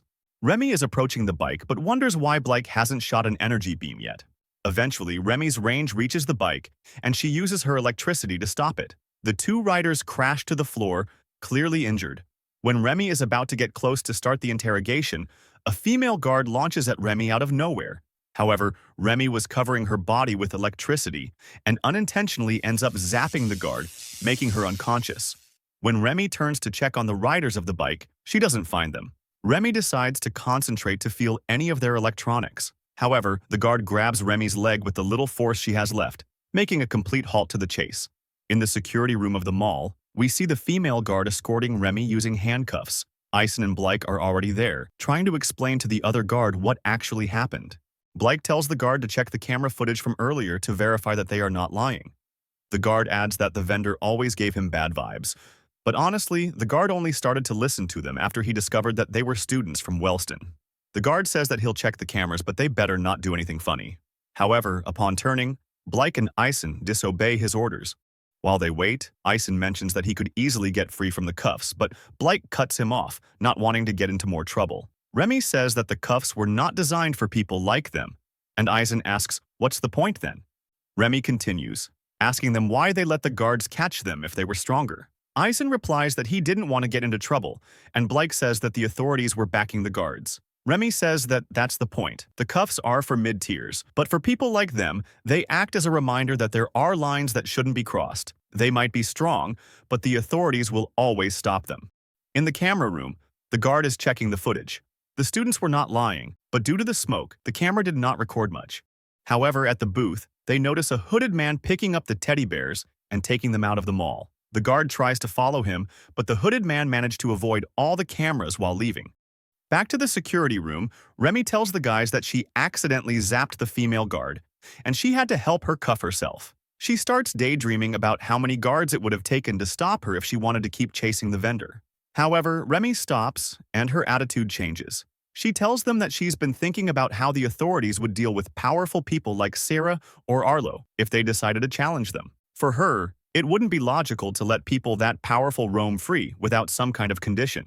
She suspects that they actually don't have as much freedom as they think. Blake dismisses it, saying that they can do whatever they want at school, even not going to classes. However, Remy says that that's the case, but they also seem very obsessive. For example, Sarah and her obsession with perfection, and Arlo with his obsession for order. They are so invested in their responsibilities that the idea of defying the authorities never crosses their mind. Remy adds that it looks like they've been crippled. This automatically makes Ison remember John's past and his change of attitude. Ison then adds that it sounds logical. After all, the authorities need a reliable way to keep strong people in line. Blake is still not sure and asks about the superheroes not being targeted by the authorities. Ison calls him dumb for not being aware of the recent news. Ison explains that those superheroes don't act according to the authorities' wishes, and out of nowhere, a group called Ember appears and starts killing them. Blake gets shocked but still finds it hard to believe, despite Ison saying that there is no choice but to get rid of a threat that can't be controlled. Ison turns to Remy, revealing that she asked him to write an article about Ember for the front page of the school's newspaper. Remy wanted the students to be more wary about Ember's existence and to slowly introduce the idea that Ember and the authorities are connected. Suddenly, the guard appears telling them that the three are clear. However, the case was escalated to the authorities, so they need them to give an official statement, which annoys them.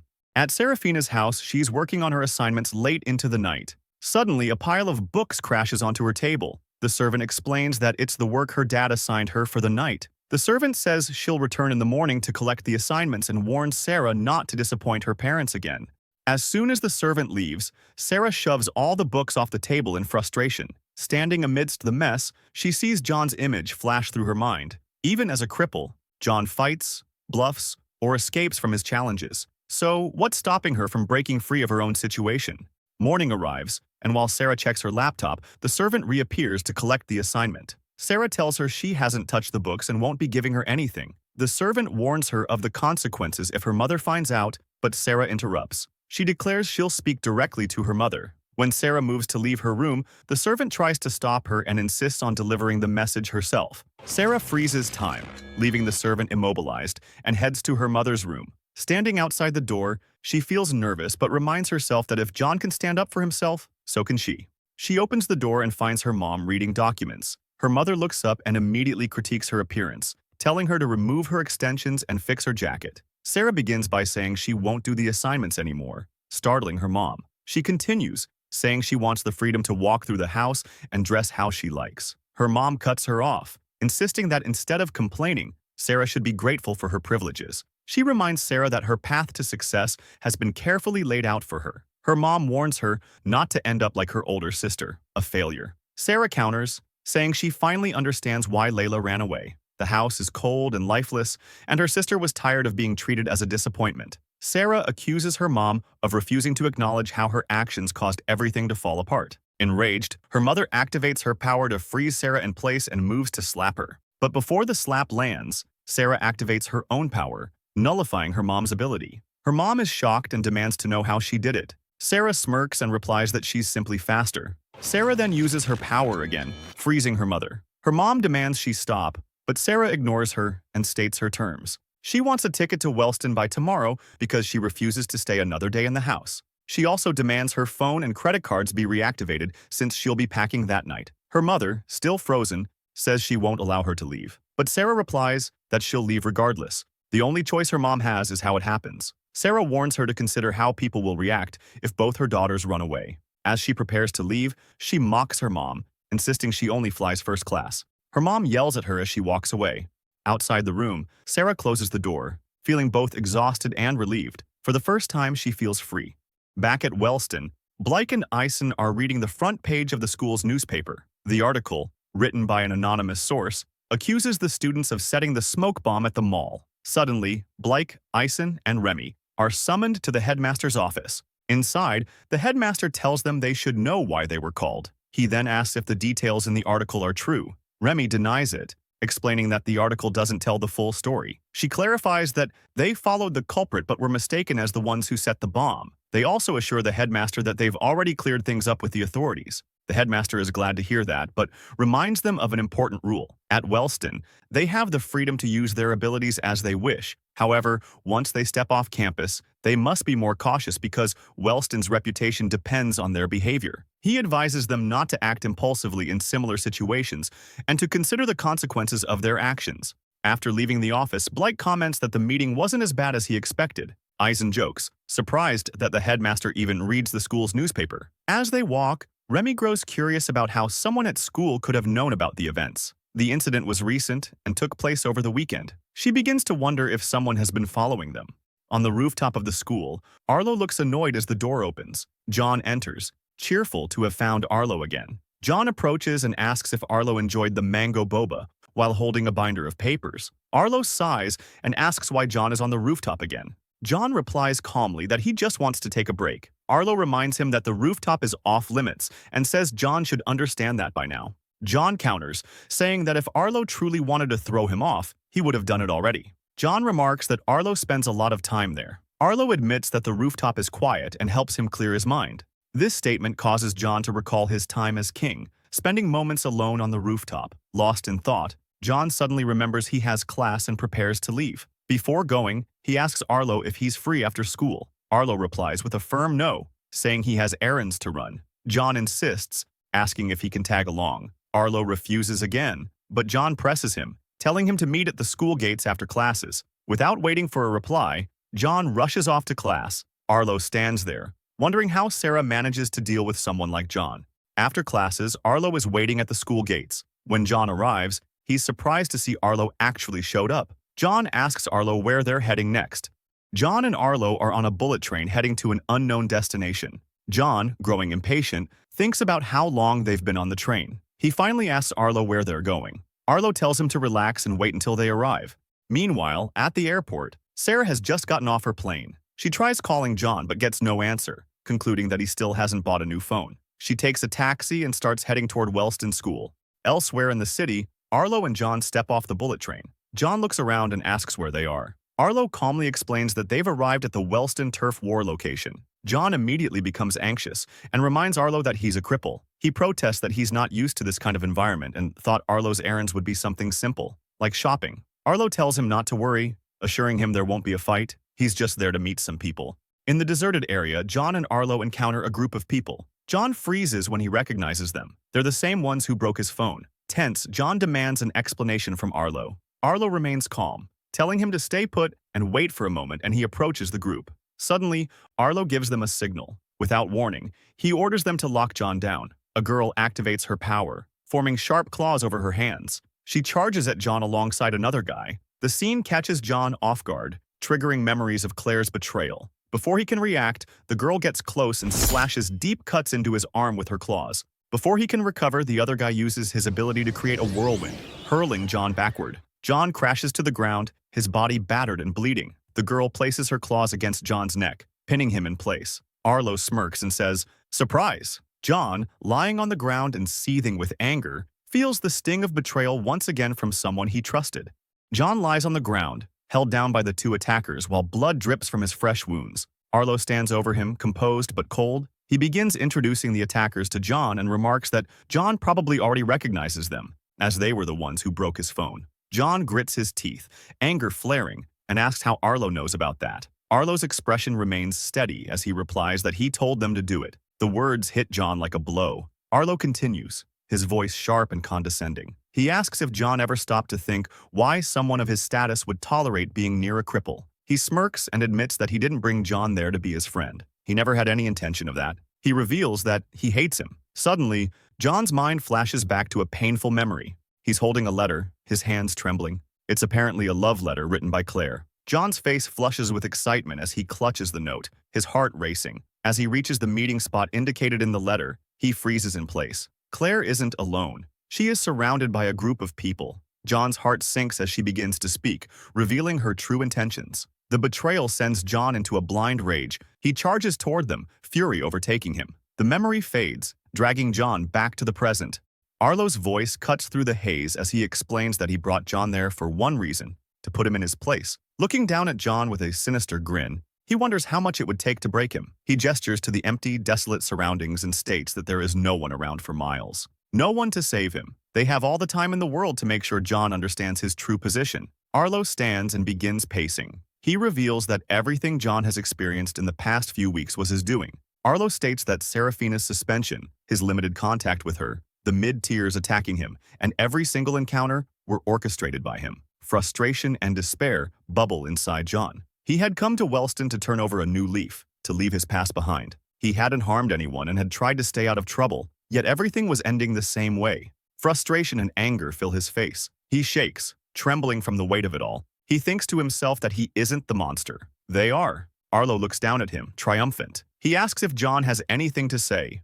John doesn't respond and keeps his head lowered. Arlo shrugs and turns to the girl, ordering her to help him understand. The girl steps forward, claws at the ready. Suddenly, John lifts his head and screams Arlo's name, his voice echoing across the barren area. A massive whirlwind of black air erupts from him, sending Arlo's allies flying backward. They crash to the ground, stunned and struggling to comprehend what just happened. The aura around John is suffocating, a dark and chaotic energy radiating outward. His fury manifests as a yellow glow in his eyes, and a strange black aura swirling around him. The group stares in disbelief. They realize that the power of the cripple is actually throwing them back.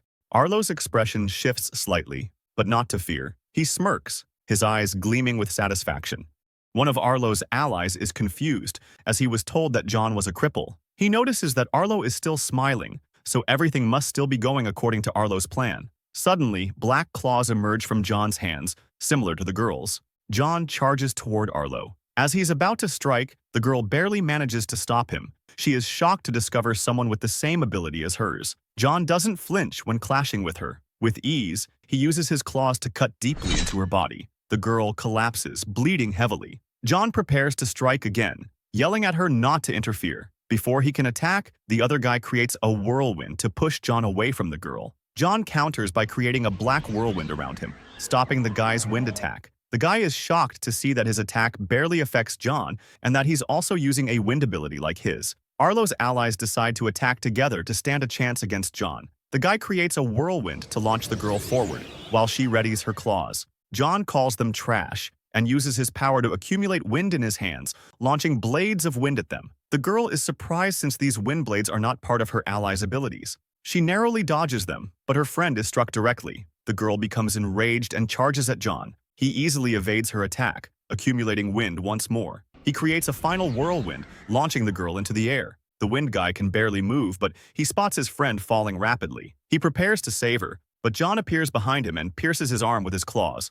Wind guy finally admits defeat, acknowledging that John is far stronger than the two of them. He begs John to let him save his friend, but John shows no interest. John pushes him down with his foot, disregarding his plea. Wind guy continues begging, saying that John can do whatever he wants with him, but at least let him save his friend.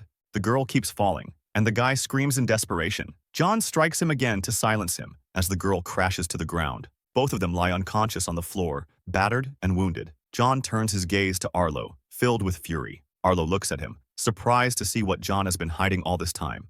John launches one air blade toward Arlo, but he easily deflects them with his arm. John then creates a whirlwind around Arlo to obstruct his vision and charges in, aiming to strike with his claws. Inside the whirlwind, Arlo focuses to sense the direction of the attack, thinking that a little wind isn't enough to make him activate his barrier. John appears and strikes with his claws, but Arlo evades the attack and remains unharmed. Frustrated, John decides to use the wind to rise above the ground and charges at full speed toward Arlo to strike again. As John gets closer, Arlo thinks that once he activates his barrier, John will probably be able to use it too. Arlo decides that the best course of action is to end the fight with one blow. Finally, John's claws clash with Arlo's barrier. The impact causes the damage to reflect back toward John, injuring his arm and making it bleed. However, Arlo starts spitting blood, since John's attack managed to crack his barrier. Arlo seizes the opportunity as John's momentum decreases from the pain and lands a punch, sending John flying across the arena.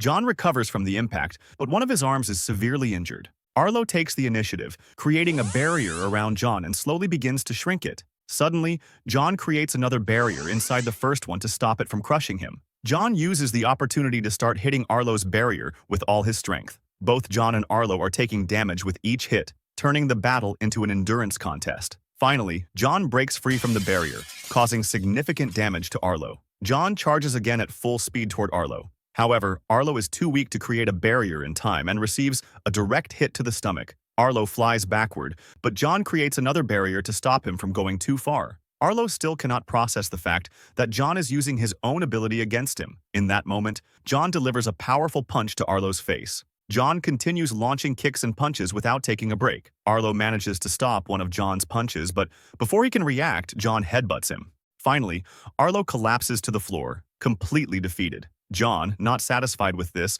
places his shoe on Arlo's face. John threatens him, saying that if Arlo speaks of what just happened, he'll dethrone him. A while later, Elaine rushes toward Arlo's location. Upon arriving, Elaine is stunned by the sight of the three of them completely beaten up. She approaches Arlo and asks him to explain what happened. Arlo asks her to calm down and suggests healing the two guys first since they are in much worse condition. As Elaine heals them, she wonders if the two fought against mirror versions of themselves, as she can't fathom how such a fight could occur. She notes that she has never seen Arlo so badly injured and can't imagine anyone besides Serafina being able to do that. Elaine asks Arlo again to explain what happened and how he ended up so injured. Arlo cuts her off, telling her that it's better she doesn't know and asks her to keep the whole incident a secret. Elaine agrees, but she senses something is off about Arlo. He seems shaken, and he doesn't realize that when someone as powerful as him shows signs of worry, it frightens everyone around them. Back in the city, John, severely injured, walks toward his house. He thinks about being betrayed by Claire and now Arlo. His anger boils over, and he throws his bag in frustration. It hits the frame outside his house, alerting Sarah, who has been waiting for John to return. Upon seeing him, Sarah calls his name and picks up his bag. John, shocked by her presence, freezes, especially given his battered condition. Sarah approaches with a smile and says, "It's been a while." Suddenly, John collapses to his knees, the stress finally overwhelming him. When Sarah notices, she rushes toward John to help him. As she holds him, she asks what happened to him. John recalls everything that transpired and starts crying. Feeling vulnerable, he begs Sarah not to look at him in this pathetic state. Sarah, who has always seen John as strong and confident, wonders what could have happened to break him down like this. Sarah helps John stand up and leads him inside the house. wondering what events might have unfolded during her absence. Inside the house, John rests on the sofa while Sarah calls Elaine to ask her to heal him. Elaine picks up Serafina's call, and upon hearing her name, Arlo wonders why she came back earlier. Elaine continues the call and agrees to meet Serafina as soon as possible. Before leaving, she asks Arlo if he's okay. He confirms, but his expression suggests otherwise. Elaine is about to leave when Arlo grabs her arm, making her blush. He reminds her to keep her promise about the incident. Back at John's house, Sarah is filling a glass with water and some ice. She approaches John from behind and softly presses the cold glass against his neck. He jumps off the sofa, but the movement causes pain, reminding him of his injuries. John tells her to be more careful with his injuries, but Sarah dismisses him, saying that Elaine will arrive shortly. Sarah then asks him what happened. John answers that the obvious happened. The cripple is now targeted by everyone since his strong friend is gone. Sarah doesn't buy it and asks him to tell the real story, as it's the first time she's seen him in this state. John tries to change the subject, asking her where she had been the whole time. But Sarah remains stoic, like a wall. John continues, saying she had him worried when she disappeared without a word. Sarah explains that her mom cut the Wi-Fi, but she convinced her parents to let her return early, so she'll be staying at his house for a while. She then demands a full explanation about what happened to him. John tries to think but can't handle the weight of Sarah's gaze, so he gives in. He explains that he got tired of the bullying and didn't want Sarah to see him so defeated. But now that she's back, everything can return to normal. Suddenly, the doorbell rings. It's Elaine.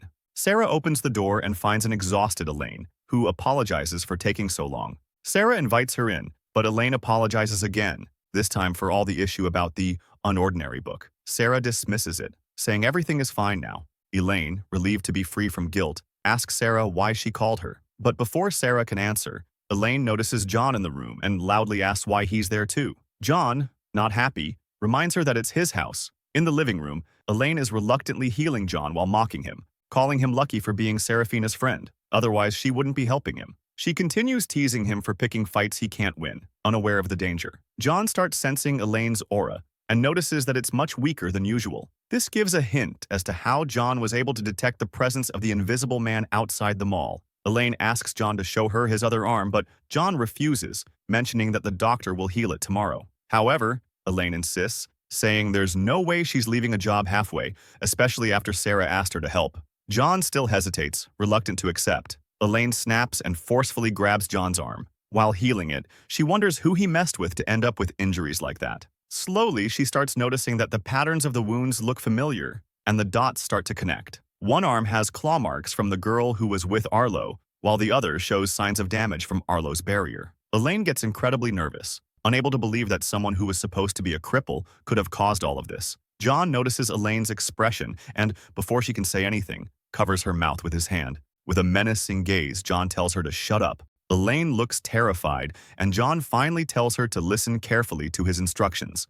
After a while, Sarah returns to the living room after unpacking her things. She notices that Elaine is gone and asks John where she is. John mentions that Elaine just left. Apparently something urgent came up and she had to hurry. Sarah thinks it's pretty strange that Elaine left without saying goodbye. It's 5 a.m. at Wellston School, and Arlo walks through empty aisles. His mind is still stuck on his memories of being beaten up by John. Suddenly, the guy who was saved by John a long time ago, who possesses invisibility powers, appears around the corner, checking on Arlo from behind. In the infirmary, the doctor chats with Keen, the head security at Wellston. Keen tells the doctor that he's tired of the investigation, as he hasn't found anything so far. He mentions that he's scanned all members of the faculty and the guests from the last couple of months, but hasn't found any connections with the authorities. Keen decides to change the topic, saying that he's heard the doctor has a new girlfriend and should at least try to look happier about it. Keen inquires about the doctor's relationship progress, but the doctor asks him to calm down, as it's not serious yet. He adds that he'll be going on another date with her the same week because she has something to tell him. Keen mocks him, telling him to prepare for a breakup. The doctor says Layla, his girlfriend, is a project manager, really smart and very attractive. Keen asks exactly how attractive. The doctor answers with an 11. Suddenly, Arlo appears out of nowhere, causing the doctor to spit his coffee in surprise. Before saying anything important, Arlo congratulates the doctor on getting a super hot girlfriend, much to the doctor's annoyance. The doctor then asks Arlo to explain what happened to his face. Arlo says he's not there to talk about it and just wants to heal up to avoid freaking out the people in the school. The doctor stands to look for the medicine, clearly annoyed that he couldn't enjoy his morning coffee in peace. Keen asks Arlo if everything's all right. Arlo replies that for the most part, it is. Keen mentions that it's a very big deal and asks who did this to him. Arlo dismisses the question, saying that he has the situation under control. The doctor returns with the medicine and hands it to Arlo. He mentions that, since he hasn't treated Arlo many times, the tonic will slowly heal his visible wounds, but it should be healed before classes start. Arlo thanks him, and the doctor reminds him to stay out of trouble. As Arlo leaves, the doctor asks Keen who could have done that to him. Keen guesses that John is probably the culprit, surprising the doctor. The doctor refutes, saying that John has been playing cripple so far. Keen continues, stating that John is the only one who could even touch Arlo. The doctor remains unsure, but he remembers his last encounter with John, who was acting very irritable. It seems that the authorities of the school knew all along that John wasn't a cripple.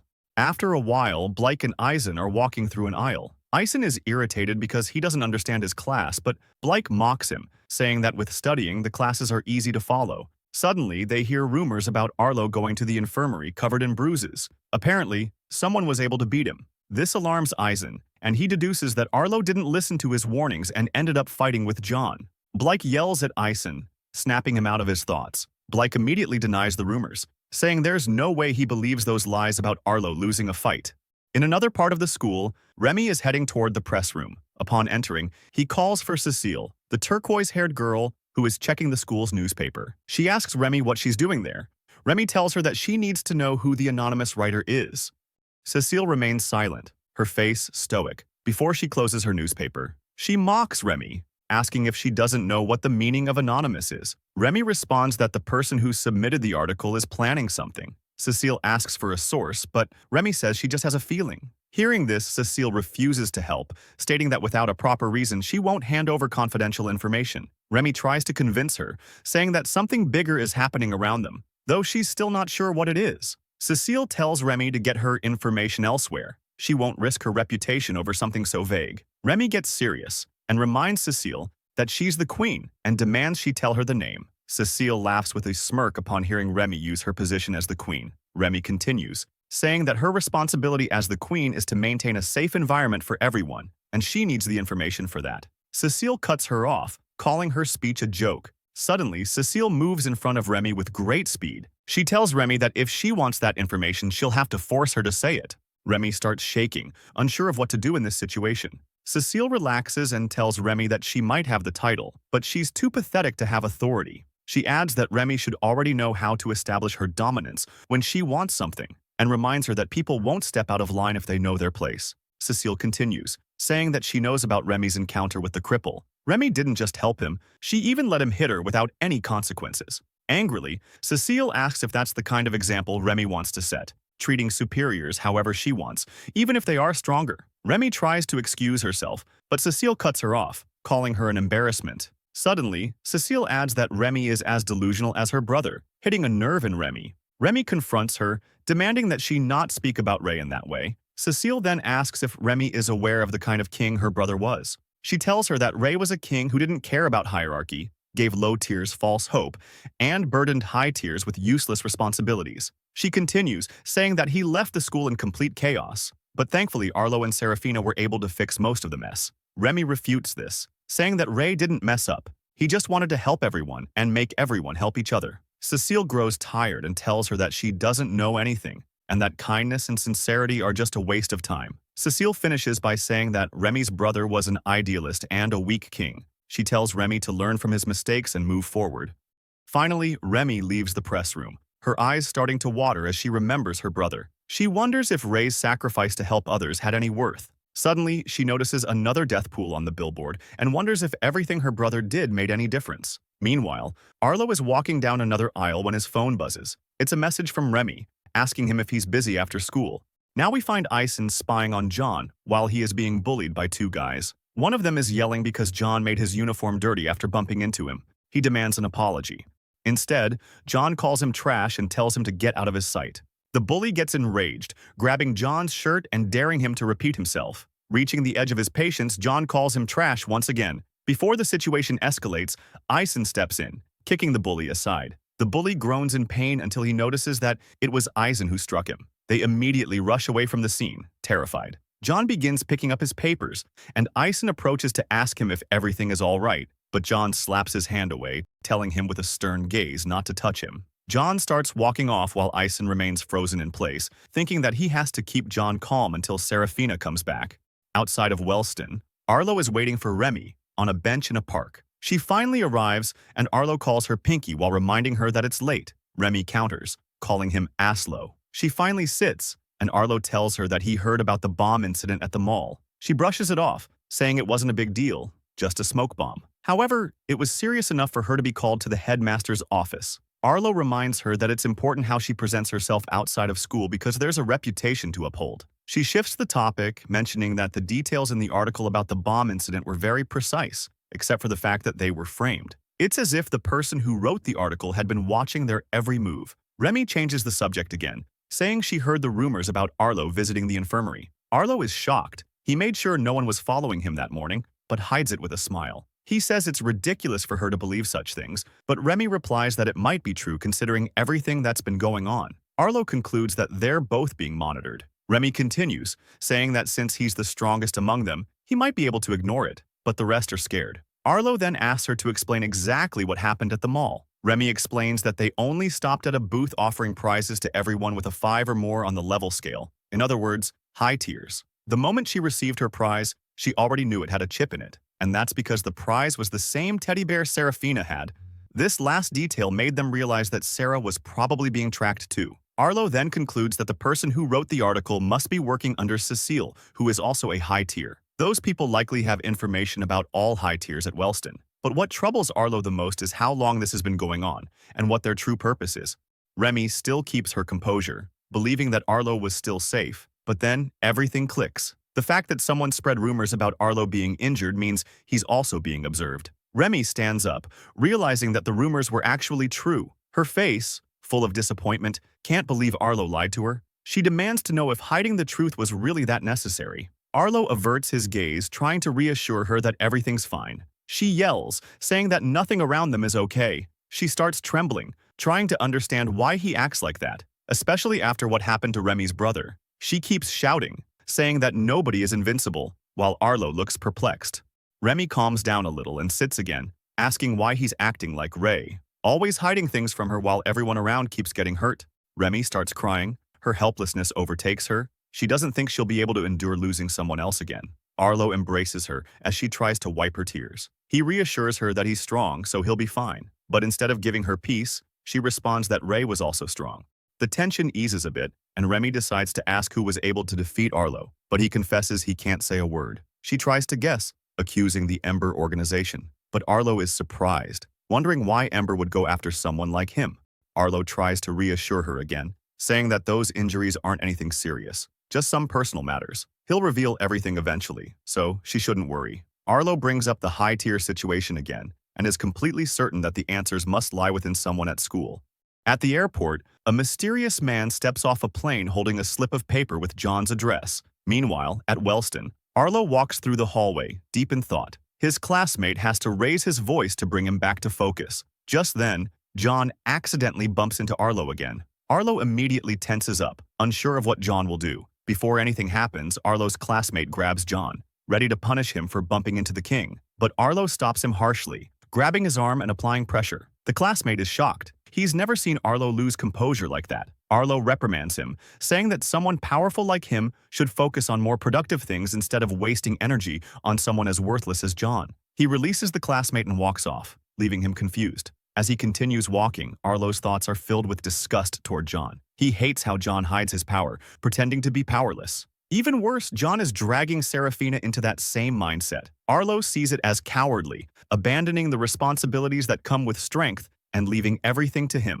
Around the corner, Ison has seen everything. He's thrilled at the idea of a confrontation between two kings. He'd love to write about it, but he values his life too much to try. Elsewhere, in John's house, Serafina is sitting and checking her phone when the mysterious man from earlier suddenly opens the door. He calls out to John but pauses, startled to see Serafina instead, thinking that he just broke into someone's house. She quickly realizes that he is John's father. He recognizes her too, thanks to her distinctive purple hair. They both shake hands, and John's dad introduces himself as William. Serafina mentions that John talks about him often, which makes William a bit flustered. When he asks where John is, Sarah says he should be back soon from school and casually adds that she's suspended. Curious, William asks why, as he thinks what kind of classmates John is hanging with. Sarah reveals it's because she got caught reading a book called Unordinary. Hearing that shocks William, he instantly connects the dots. John had asked him for a new copy of Unordinary after his previous one got confiscated. William had no idea John had shared the book with someone else, let alone someone like Serafina. He's amazed she wasn't expelled for it. Serafina confidently says there's no way they could get rid of her. William quietly wonders why kids nowadays act so self-important, remembering that even John got expelled once despite his strength. He mentions that John wasn't kidding when he told him that Sarah was very powerful, and out of curiosity, he asks who is stronger between her and John. He shows a proud expression for his son while waiting for the answer, still unaware that John hides his abilities. But his expression breaks when Sarah starts laughing, taking William's question as a joke. Just then, the door opens. John's back. He's surprised to see his dad and immediately asks what he's doing there. William raises an eyebrow, amused that John expects him to need a reason to visit his own son. John, clearly caught off guard, complains that William should have told him beforehand. William calmly replies that he tried, but John either ignored his calls or hung up. John asks Serafina for a moment alone with his dad and tries to pull him aside, but William doesn't move. He scolds John for being disrespectful toward his father. Serafina watches them with a soft smile, noting that William is nothing like her own mother. Outside, William lectures John, saying he needs to answer calls or else he'll worry. With no other choice, he decided to visit him in person. John assures him that everything is fine. William smirks, teasing that of course things are fine.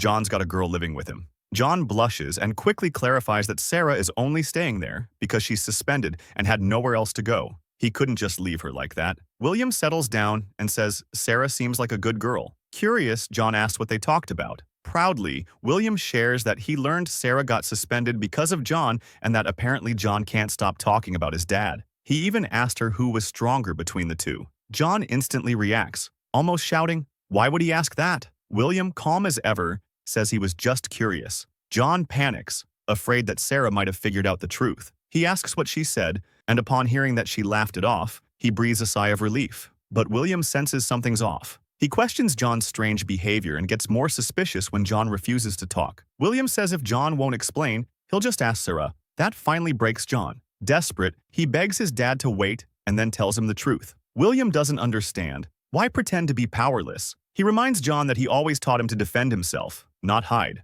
John lowers his gaze, haunted by old memories. He recalls how, at his previous school, people constantly talked behind his back, calling him a tyrant and a terrible person. John was not able to control himself, and he ended up losing his temper, doing everything in his power to shut them up. It got to the point that he started to think that he didn't deserve his own power. William listens quietly and tells him that, whether he deserves it or not, that power will always be part of him. John nods, but says living like a cripple feels more right. With Sarah by his side, he can be himself without being judged for how strong he is. But William challenges that. He talks about trust, yet he's lying to her. The words hit John hard. How long does he plan to keep hiding it? William reminds him he can't keep it up forever. John snaps, saying he knows that already, but right now, he has no reason to tell her. Internally, William suspects John's real fear, that Sarah will leave him once she finds out. That night, John and Sarah are doing homework, while William naps on the sofa. John struggles with a question and asks Sarah if she got 103 degrees too. She stares at him, baffled by his answer. It wasn't even a degree-based problem. She gets up to check what he did, but before she can, William wakes up. He's surprised they're still doing homework so late. John says the questions are hard, but William points out Sarah finished hours ago. John is left speechless, while Sarah beams with pride. William adds that he didn't fly all the way there just to watch John study. He gets up and asks where the poker set is. He's in the mood to play cards. John is clearly embarrassed by his dad, but Sarah laughs and says William is awesome. He actually prioritizes spending time with his son, unlike her mom. The three of them are now seated, playing a game of poker. With her current hand, Sarah feels confident and raises her bet. John and William don't flinch and immediately match the raise, surprising Sarah with their composure. She glances at the table and realizes the situation doesn't look favorable for her. She decides to wait, expecting John's move. He promptly raises the bet to a ridiculous level, shocking her with the confidence he must have in his hand. However, based on the cards on the table, his chances of winning appear to be very low. Sarah tries to tell if John is bluffing, but his expression reveals nothing. Suddenly, William goes all in as well. Sarah's mind is spinning as she tries to deduce their hands and see if she has any shot at victory. But in the end, she folds, deciding she'd rather witness the showdown between father and son. They reveal their cards, and William emerges victorious, exposing John's bluff. Sarah slams the table, frustrated that she let herself get tricked. She actually had the winning hand, but their demeanor made her believe she didn't stand a chance. William explains that's the beauty of poker. Even without strong cards, you can win. What matters is how you carry yourself and how others perceive you. They begin a second game, and once again, Sarah has a solid hand. Determined not to fall for any bluffs, she aggressively raises her bet. John follows, but with a smaller amount, making Sarah think his hand might be weak. She raises the stakes even more, surprising both of them. Still composed, John matches her bet, but William folds in frustration. The match between John and Sarah finally begins. Without hesitation,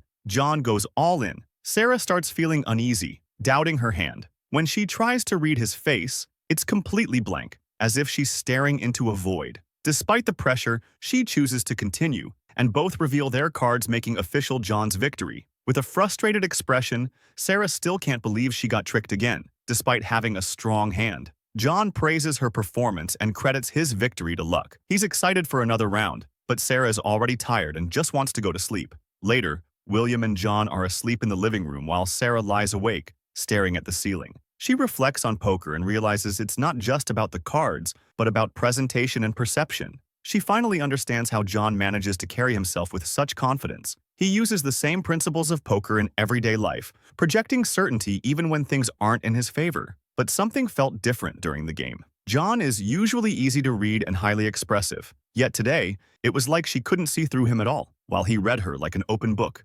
Morning arrives, and William is still sleeping on the couch. Suddenly, a loud scream jolts him awake. The culprit is John, who just managed to finish his homework on time. With barely any time left, he rushes to get ready, but not before telling his dad to visit a famous sandwich shop a couple of blocks away. Before leaving, he reminds William to ask Sarah for directions if he has trouble finding it. Since William is already up, he stretches a bit before heading out for a run. Just then, a groggy Sarah appears, asking what all the noise was about. After William explains that John was the one shouting, he invites her to join him on the run. She declines and heads back to bed.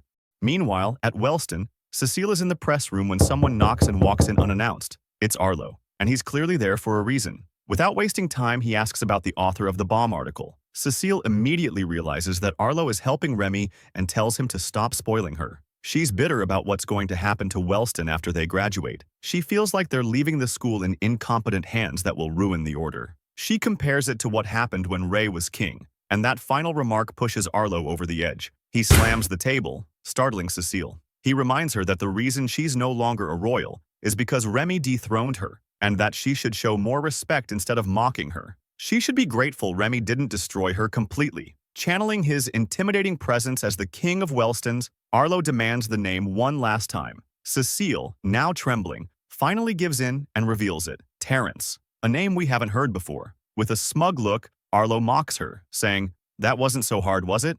Elsewhere in the city, William and Sarah are leaving the sandwich shop John recommended. As they walk and talk about how good the food was, Sarah brings up a question that's been on her mind. She asks William about the inspiration behind Unordinary, saying she's never read anything quite like it. William explains that, as someone without powers, the world has always seemed unfair to him.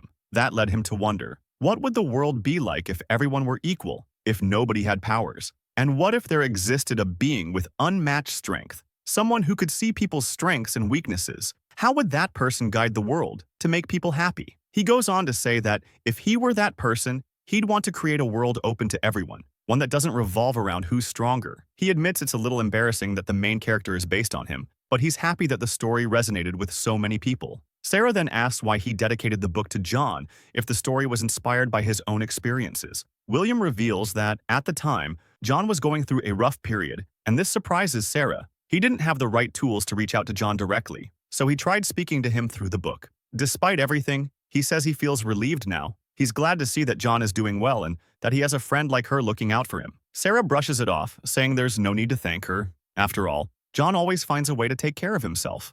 Night falls, and William is getting ready to leave, even though he only spent one night with John. He explains that his visit was just to check in and make sure John wasn't doing anything reckless. Now, feeling reassured, he says he's glad knowing Sarah is there to keep an eye on him. Sarah thanks William for writing such an inspiring story and wishes him the best. Despite everything, she says that he is strong in his own way. Moved by her words, William can't help but hug them both before heading out. Just before taking his taxi, William gives John a final reminder. The more he hides his secret, the worse things will get. John pulls away from the hug, replying that he knows. With a small smile, he tells his dad to be careful on the way home. As William walks to the car, he glances back at John and Sarah one last time. His expression changes. His thoughts drift to Claire. He silently begs his son to make his choices wisely, unsure if John could handle going through something like that again.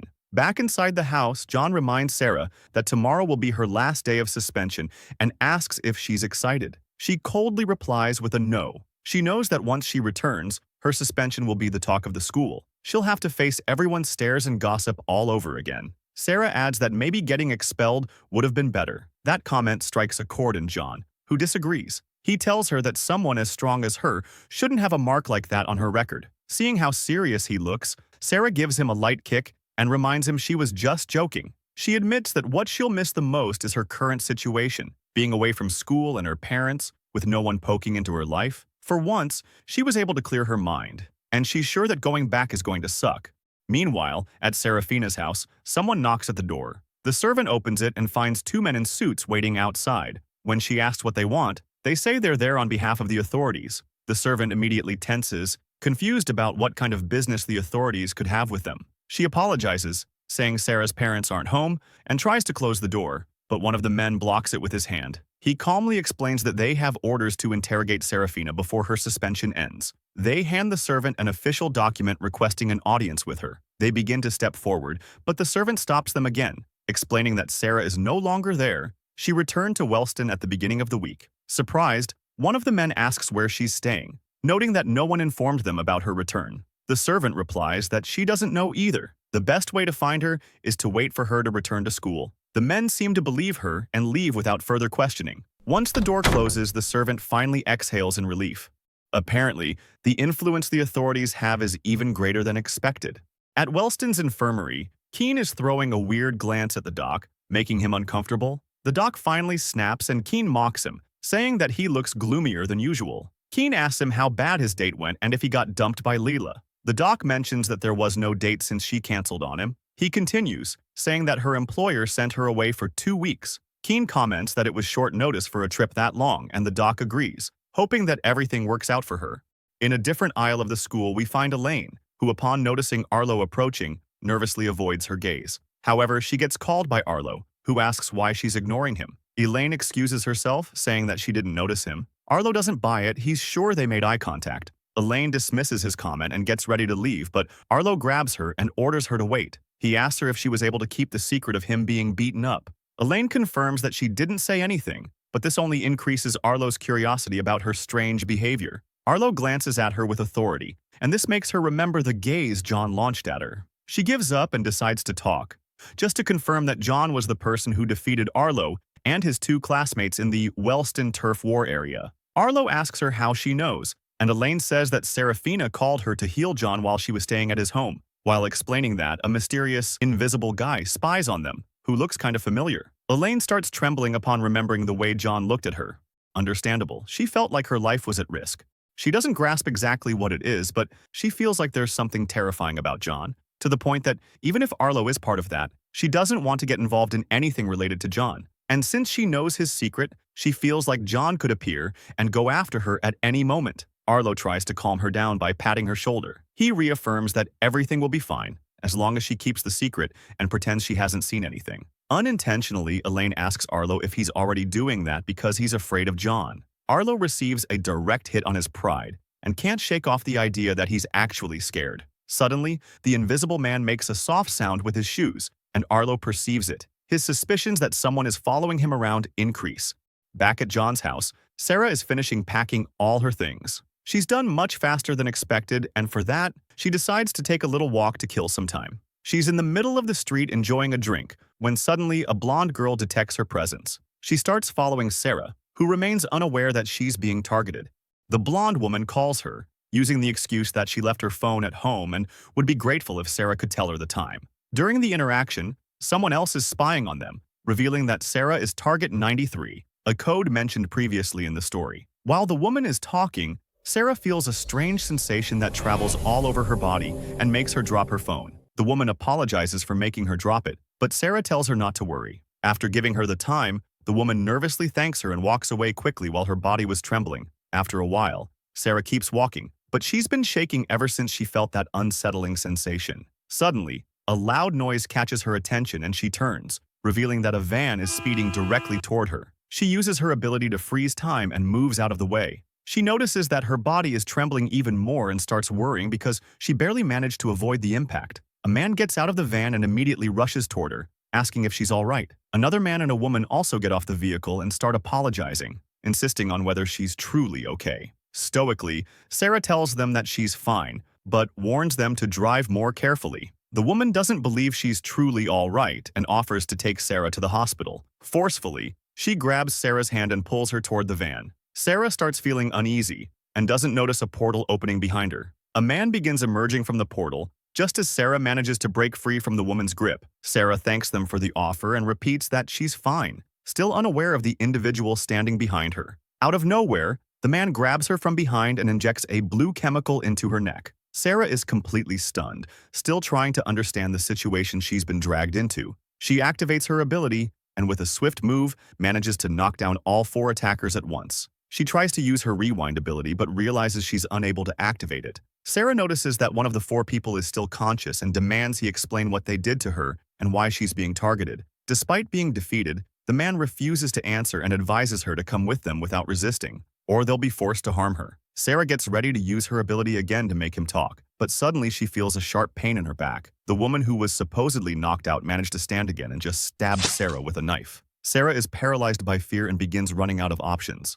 Sarah snaps back and manages to throw an elbow, pushing the woman away from her. The woman slams into a wall and is finally knocked out. However, this gives the other 2 men enough time to stand up again, knives in hand. Sarah grabs the knife and pulls it out of her body. She starts noticing the effects of the chemical. Her ability is weakening to the point that she can't even rewind her wounds. Thankfully, at least she seems able to freeze the area where she was stabbed. She gets into a fighting stance and uses her ability once more, swiftly cutting down her 2 opponents, who had no time to react. They collapse, completely defeated, but when Sarah scans the area, she spots the 4th man escaping through one of his portals. She's about to chase him, but the pain from her wound suddenly returns. She's so weak that her freeze ability is wearing off from the injury. Her mind starts to blur, and she realizes the injection caused more than just physical harm. Desperately, she starts wondering how those people managed to obtain such a chemical and what they want from her to the point of targeting her. Her vision starts to fade, but she refuses to give up and stands, knowing she must return to John's house at all costs. She walks down the street, limping while everyone stares at her. People begin noticing the bloodstain from the wound, but the only thing on Sarah's mind is returning and calling Elaine to get healed. Suddenly, someone grabs her shoulder, alerting her. The random man tells her that she looks like she's in trouble and offers to help, but Sarah manages to break free from his grip and threatens him with the knife. Sarah demands he back off, while the people around her start freaking out at the sight of her with a weapon. She begins to lose consciousness again and decides to flee the scene, knowing her body won't hold up much longer. Meanwhile, John is returning from school, relieved that it's finally Friday. His main plan for the day is to help Sarah move all her things back to the Wellston dorms. He approaches the entrance of his house, but something catches his attention. John notices bloodstains all over the door handle. Upon opening the door, the sight paralyzes him. He finds Sarah unconscious on the floor, her body covered in blood from the wound. John rushes to her, desperately trying to wake her up. He then notices her bleeding, and his mind can't process how this could have happened. John grabs Sarah's phone and immediately calls Elaine, who is resting in her room. She picks up the phone, thinking that Sarah is calling her, and asks if she's all packed up. However, she hears John's voice on the other end of the call and freezes in fear. John tells her that she must come over as quickly as possible to heal Sarah, but before he can finish explaining, Elaine hangs up on him. He starts calling her repeatedly, but Elaine refuses to answer, begging to be left alone in peace. John is boiling with fury, to the point of wanting to settle things violently if they ever cross paths again. Upon checking Sarah's contacts, John realizes that his only option is to call Arlo. At the dorms, Arlo picks up his phone, expecting an answer from Sarah, but he's surprised to hear John telling him to come to his house with Elaine immediately. Arlo tries to ask what's going on, but John cuts him off, yelling at him to hurry. A short while later, Arlo and Elaine arrive at John's house. Arlo is shocked when he sees Sarah in that condition, unable to comprehend how this is even possible. Elaine rushes to her, asking how she ended up like this, but receives no answer. Elaine is perplexed, knowing that Sarah is undefeatable and doesn't know anyone capable of doing something like this. She immediately turns to John, asking what he did to Sarah and how he dared to do something like that. She keeps rambling, and slowly John begins to get annoyed by her accusations. He finally snaps and demands that she shut up as he slaps her. Elaine is shocked, not believing that John actually hit her. John yells, demanding that she heal Sarah right away instead of talking nonsense. Slowly, Elaine uses her ability, and Sarah's wounds begin to heal. Arlo watches the scene, trying to figure out how Sarah got hurt. Maybe she encountered someone who overpowered her. But he immediately rejects the idea. Maybe someone jumped her. But that's also ridiculous since she's too fast. The only explanation Arlo can think of is that Sarah didn't use her ability when she was attacked. Elaine finally finishes and nervously explains that Sarah's wounds are healed and she should be fine. However, John menacingly asks her why Sarah isn't waking up yet. Shaking, Elaine says that she's not sure why, that she's healthy, but something must be wrong. John stands, yelling sarcastically that any idiot could say that, and he wants to know exactly what's wrong. Elaine is completely terrified, swearing that she truly doesn't know. John gets ready to slap her again, calling her a failure of a healer. Elaine shrugs and braces for the hit, but before it can land, Arlo grabs John's arm and demands that he stop. With anger in his eyes, Arlo tells him to figure out the reason himself if he's so eager to know. Without flinching, John stares at him and demands that he remove his hand from him. Arlo keeps holding John's arm for a while, but he eventually complies and releases it. John stares at Elaine again, and she instantly reacts, raising her arms to shield herself. Upon seeing that expression, John recalls that Adrian used to protect himself the same way. He shifts his gaze back to Sarah and begins using his ability. He places his hand over her as a black aura starts emanating from it, as if scanning her to assess her condition. Elaine watches anxiously, wondering what John's ability could be. Meanwhile, Arlo immediately realizes that John is searching for other injuries. Suddenly, John's eyes widen, and he turns Sarah's head to reveal her neck. He just discovered the small wound caused by the needle. Both Arlo and Elaine are caught off guard, especially since not even Elaine's ability was able to detect that cut. John's fury begins to build as he demands to know what that injury is. Arlo explains that it was likely caused by a needle used to drug her, and that's probably the reason why she hasn't woken up. John's hand continues to emanate aura, and he uses it to heal Sarah's wound, revealing that he copied Elaine's ability. He states that the only thing he wants to know is who did this to her. Sarah remains unconscious on the floor despite being completely healed, so John carries her in his arms. Without saying a word, John decides to leave with Sarah. Elaine calls out to him despite being afraid, but Arlo quickly grabs her arm, telling her to let John handle things his way.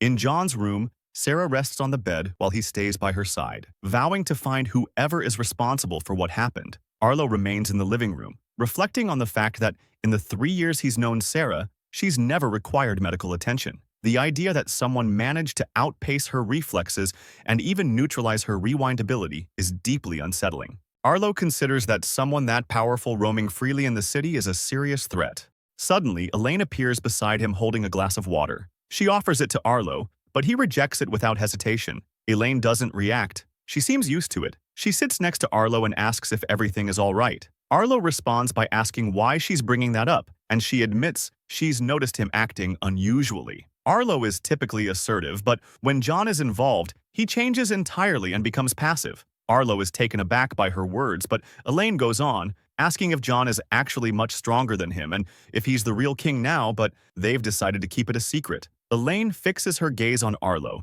and asks if he's now obeying everything John says. But when their eyes meet, she only sees Arlo glaring at her with a menacing stare, making her tremble instantly. Terrified once more, she apologizes, saying she's just confused by everything that's happening. Arlo simply replies that as long as no one provokes John, nothing will change. Elaine watches him nervously, choosing to believe his answer. Later that night, John falls asleep while watching over Sarah in his room. In the living room, both Arlo and Elaine also remain there to sleep. The night passes quietly, and no one notices the van approaching John's house. The people inside the van begin scanning the house from outside and fire a strange beam of energy at it. It triggers an unknown effect on everyone inside the house. A figure teleports into the living room and approaches Arlo and Elaine, holding a knife. Elaine stirs slightly upon hearing a sound and sees the intruder about to stab Arlo. She screams in fear to wake him and hurls herself in front of Arlo to shield him from the attack. Arlo reacts instantly, activating his ability, reinforcing his arm and grabbing the intruder by the neck before slamming him into the ground. He erects a barrier around both of them while demanding to know the reason behind the assault. Elaine removes the knife from her arm and begins using her healing ability, but notices it's barely having any effect. She then inspects the knife and realizes it's identical to the one Sarah had with her. This guy must be connected to her attack. Upon hearing that, Arlo smirks and tightens his grip, demanding the man to start talking. Suddenly, John turns on the light and yells at them to be quiet, but the scene before him leaves him stunned. He demands to know what's going on, and Arlo explains that they caught the culprit behind Sarah's condition. He adds that the man must be a fool for returning to retrieve her, but John barely listens. He's too focused on trying to understand why he didn't sense Arlo activating his barrier. Arlo reveals the intruder's face and orders him to talk. He wants to know who he is and why he's doing all of this. John joins in, pressing for answers about what they did to Sarah, but the intruder responds coldly, saying he won't reveal anything. John begins threatening him, but Arlo senses something is off. The man didn't resist and was subdued too easily. Arlo warns John to stop. Something about this feels wrong. There's no way someone this weak could have taken down Serafina. He demands to know what technique was used to leave her in that state. Suddenly, they hear a loud crash from the other side of the house. It sounds like it came from John's room, and he bolts away at full speed to check on Sarah. Elaine follows him, while Arlo remains. He realizes the man he captured was just a decoy. Enraged, he punches the intruder and knocks him out instantly. Arlo then heads toward John's bedroom, promising to deal with the man he just subdued. Inside John's room, a second intruder is about to escape through the window carrying Sarah. At that moment, John bursts into the room and commands the intruder not to take another step, activating his ability. However, nothing happens, and the intruder ignores him, leaping out the window. John rushes to the window, confused as to why his barrier didn't work. He jumps out as well, with Elaine watching from above. John starts chasing the intruder at full speed, knowing they're moments away from reaching the van. The man carrying Sarah is just inches from entering the vehicle, but a yellow barrier blocks his path. Arlo reached John's window just in time and activated his ability. Now, John and the intruder are inside the barrier. To defend himself, the man pulls out a knife and holds it to Sarah's neck. He warns John not to move, or she'll die. John freezes as the intruder demands he stop using his ability and deactivate the barrier immediately. John smirks and says the intruder must know that if anything happens to her, he won't make it out alive. He begins walking toward him, but the intruder doesn't hesitate and yells that he's being serious. He screams that he doesn't care if Sarah dies, slightly cutting her neck. Seeing this, John freezes again, and the intruder reveals he's aware that he's disposable, but Sarah isn't. John can barely contain himself. He demands the man to shut up and let her go. The intruder reminds him that all he needs to do is deactivate his ability and bring down the barrier so Sarah won't be harmed. John turns to Arlo and tells him to deactivate his shield. Arlo can't believe he's asking for something so reckless. He tells John that the moment the barrier is gone, the intruders will escape, but just as he finishes his sentence, John winks at him. Arlo gets irritated by the wink, while John shouts that there's nothing they can do since there's a knife on Sarah's throat. In that moment, Arlo tells Elaine to run outside and stay alert. Elaine nods and starts heading out while Arlo thinks John is acting like an idiot for yelling nonsense. The intruder demands they hurry up, and John knows time is running out. The attacker gets ready to make a second cut on Sarah's neck, and John decides to threaten Arlo, saying that if he doesn't take the barrier down, he'll go up there and beat his ass. Arlo studies his behavior and realizes John is stalling to find an opening. Arlo decides to play along and tells John to try it, adding that since he's also inside the barrier, he doubts John can escape. They keep arguing while Elaine remains in position with a knife, growing desperate watching them fight in such a critical moment. The intruder loses patience and orders them to stop and let him leave. But in that instant, he relaxes slightly and lowers the knife from Sarah's neck. John spots the opening and closes in, using the intruder's speed ability. He grabs the knife away from Sarah and tells the attacker that he's done. John strikes him with a powerful knee, follows with an elbow, and finishes with a punch, leaving the intruder completely unconscious on the ground. John walks up to him, ready to continue beating him. At that moment, Elaine exits her hiding spot and tells Arlo to open the barrier. Arlo reshapes the shield, and Elaine steps inside. She rushes to Sarah while John holds the intruder down. Elaine is frantic, asking Sarah if she's okay. But despite everything, Sarah still doesn't wake up. Elaine starts dragging her away from the scene, while John demands the attacker to wake up, holding a knife. Boiling with rage, John gets ready to stab the man, shouting that he better never touch Sarah again.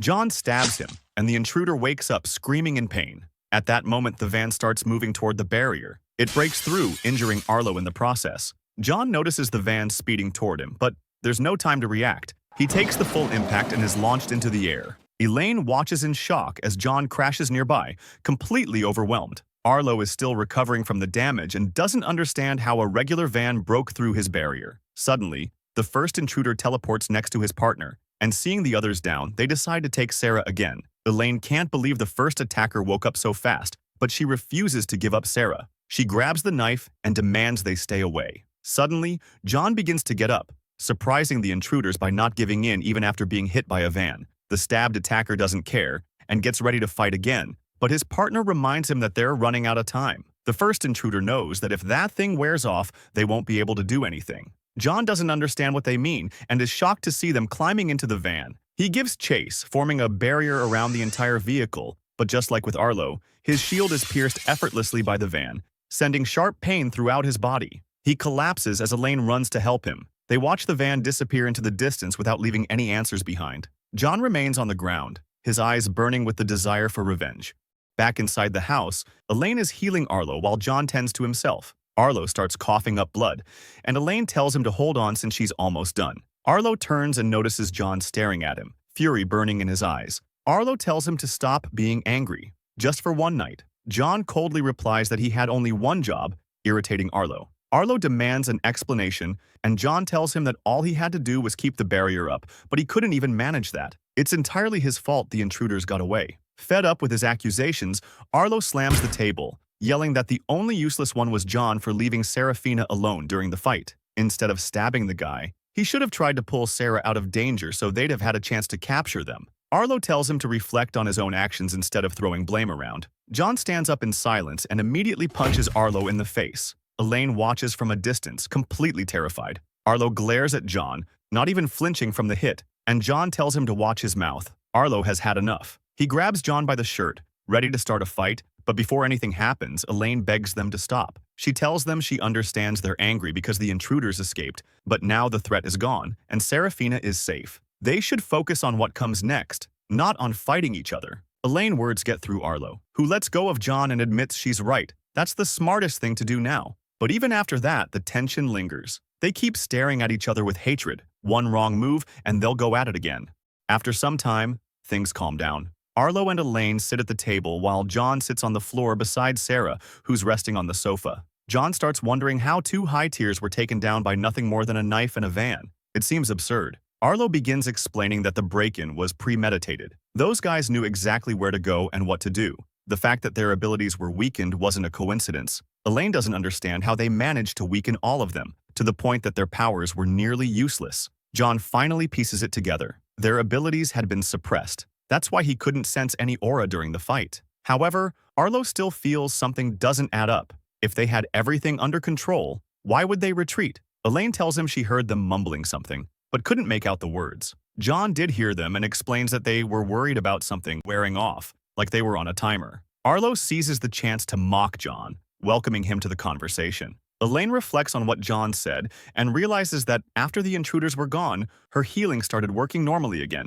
She guesses that the weakening effect left with them, and Arlo adds that it must have been temporary, forcing them to retreat once time ran out. After all that, Arlo feels certain about what happened to Sarah. She was weakened first so they could defeat her, but even then, she escaped and made it to John's house. The drug they injected her with must be what's keeping her unconscious. What Arlo still doesn't get is how they found her in the first place. They might have been tracking her, or maybe they already knew where she'd go. That final thought stuns him. He remembers her last conversation with Remy. She told him about a booth offering prizes to high tiers, and that one of those prizes had a chip inside, the same prize that Serafina had won. Arlo calls out to John and asks if he and Sarah visited Kovaro Mall a while ago and found a booth giving prizes to high tiers. John looks shocked that Arlo knew about that. Arlo continues, explaining that Remy also visited that booth and discovered a tracker inside the prize she received, as well as the one Sarah got. Arlo asks John if Sarah stopped by the house before returning to the dorms. John confirms that she spent the night.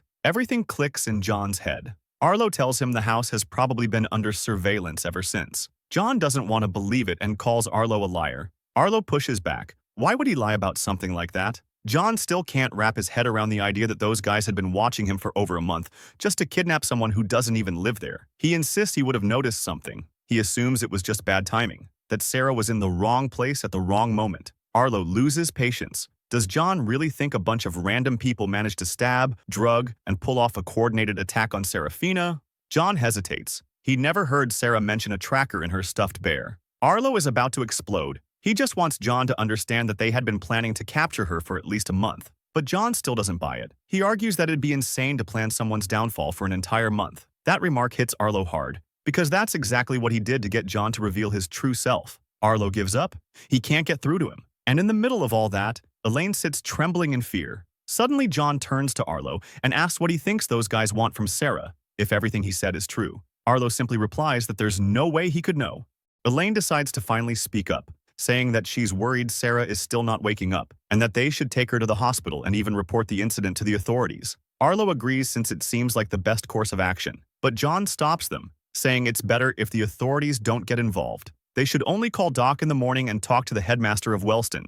Morning arrives and Sarah slowly begins to wake up, feeling a terrible headache. She then notices Elaine and Arlo in the house, wondering what they are doing there. Sarah still doesn't understand what's happening and doesn't remember how she ended up on the sofa in John's house. Suddenly, all the memories from her encounter with the kidnappers resurface, and she starts feeling unwell. She jumps off the sofa, waking up John, who tries to call her as she rushes to the bathroom. Sarah is throwing up and John approaches from behind, asking if she's feeling okay. She starts staring at him with a strange expression, squinting her eyes to focus her blurred vision. John becomes concerned, asking her what she's feeling since she hasn't said a word yet and is acting strangely. Sarah tells him to wait a moment. She wants to check something first. She bolts out of the bathroom and heads toward John's room. John follows her and asks what she's doing. Sarah is trembling while holding an alarm clock. A minute passes, and Sarah becomes bewildered. She suddenly collapses to the floor, and John rushes to her side, seeing her terrified expression. Sarah reveals that she cannot activate her ability.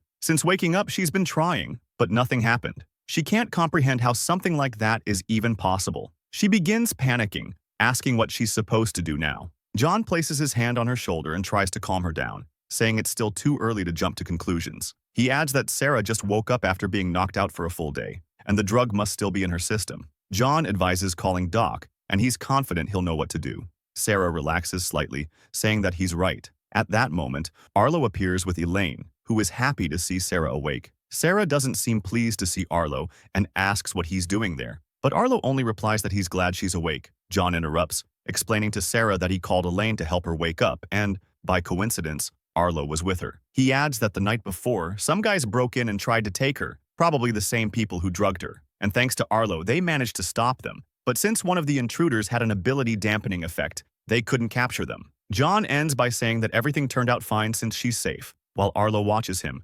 realizing how fake he truly is. John then thanks Arlo for his help and calls him Buddy, irritating Arlo to an unbelievable level. Arlo can't believe John is acting like a completely different person.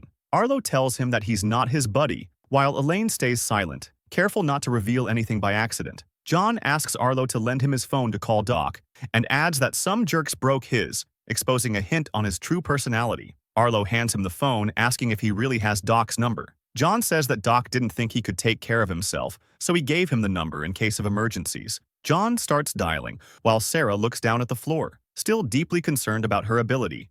The Doc picks up his phone, revealing that his name is Darren. John immediately greets him, and at that instant, the Doc hangs up, causing Arlo to let out a soft laugh. Arlo is amused to see that John really has someone backing him up, and John tells them not to worry, he'll just call him again. John waits, and the Doc picks up once more, but this time he starts yelling, demanding to know what the hell John wants on a Saturday at 7 a.m. The Doc is about to hang up again, but John quickly says there's something wrong with Serafina. The Doc asks what exactly is happening with her. John replies that they're not sure yet, and asks if they could meet at the infirmary in half an hour. The Doc starts yelling incoherent things and hangs up loudly. Arlo asks what the doctor said, and John responds that everything's fine and they should head out. At Wellston's infirmary, the Doc tells Sarah that everything appears normal, and that it's the first time he's seen a drug capable of suppressing abilities. He took a blood sample, and will inform her once the analysis is complete. The Doc explains that the effects shouldn't last more than 4 days, and if her ability doesn't return, she should come back. Darren then asks John if they already spoke with the headmaster about the situation, and John confirms, saying that Elaine and Arlo are handling it. The Doc advises them to keep all this information to themselves since other students might try to take advantage if they find out. He glares at John with frustration, saying he doesn't need more work on his plate. Darren tells them they're free to go and warns them not to call him again, while John thanks him for everything. John adds an apology for waking him up so early on a weekend. Darren glances at him and tells them to leave already. He keeps grumbling, hating that he thought becoming a school nurse would be an easy job without weekend duties. John and Sarah finally exit the infirmary, while Sarah says that this whole situation feels surreal. But John tells her not to worry. Living without an ability isn't so bad, since he's been doing it his entire life. He adds that 4 days will pass quickly and no one will find out. Sarah is still concerned but remains hopeful, thinking her powers will return soon. Meanwhile, in the headmaster's office, he is thanking Arlo and Elaine for reporting the incident. He adds that he'll inform Keen, the head of security, and asks if there's anything else they want to share. Arlo says that's all they had to report and proceeds to leave the office. Elaine mentions that she still can't grasp how those guys managed to escape even with Arlo fighting them. She's unsettled by the thought that they might have more tricks up their sleeves. Arlo tries to reassure her, saying that now the headmaster is aware of everything and will handle it. He asks if there's still something bothering her, and Elaine admits she wasn't expecting John to be ranked so high. Seeing someone like him with that level of power makes her uneasy. Arlo dismisses her concerns. John was always strong. The only difference now is that they have more information about him than before. Everything else is just the same, so she shouldn't worry. Arlo yawns and decides to head back to sleep, advising Elaine to do the same since she stayed up all night healing them. They go their separate ways, and Elaine remains in the hallway for a while, smiling. She feels more at ease. She's sure that after a while everything will return to normal, with John pretending to be a cripple and Serafina keeping him in check. A new week starts, and Serafina enters the campus as usual. Everyone turns toward her, surprised to see her back after some time. They start whispering, wondering what she did to get suspended. Sarah walks through the hallway, noticing how everyone gets intimidated by her presence, and in one of the newspapers, she spots an article discussing her return after a month-long suspension. She keeps walking, drawing everyone's attention, including Blake and Eisen. Blake mentions that she's cool as always, while Eisen starts tearing up, happy to see that she's finally back. Blake calls him a weirdo for crying over a girl, but inwardly, Eisen knows that with Serafina back, he doesn't need to worry about John anymore. With her keeping him in check, the hierarchy is safe. Back in the headmaster's office, he's sipping a cup of coffee when someone knocks on the door. He tells the person to enter, and it turns out to be John. The headmaster asks what brings him there and offers him a seat. John declines the offer. He just wants to ask about the notice the headmaster sent him that morning. The headmaster asks if there's something wrong with it. John tells him he can't just order him to move onto campus. He's doing perfectly fine living in his own house. The headmaster looks at him seriously and tells him that the decision is final and that his room on campus is ready. He continues, saying that after school, John will need to pack his things and Keen will help him transport everything to the dorms, and from that point on, he'll be under staff protection. John still tries to protest, saying he can take care of himself. But the headmaster disagrees, saying that reasoning no longer applies, especially after what happened on Friday. He can't ignore the fact that his top students were injured by a group of unknown individuals. He tells John that his house is compromised, and no matter how strong he thinks he is, that place isn't safe anymore. John then asks if he can be moved to a different housing complex,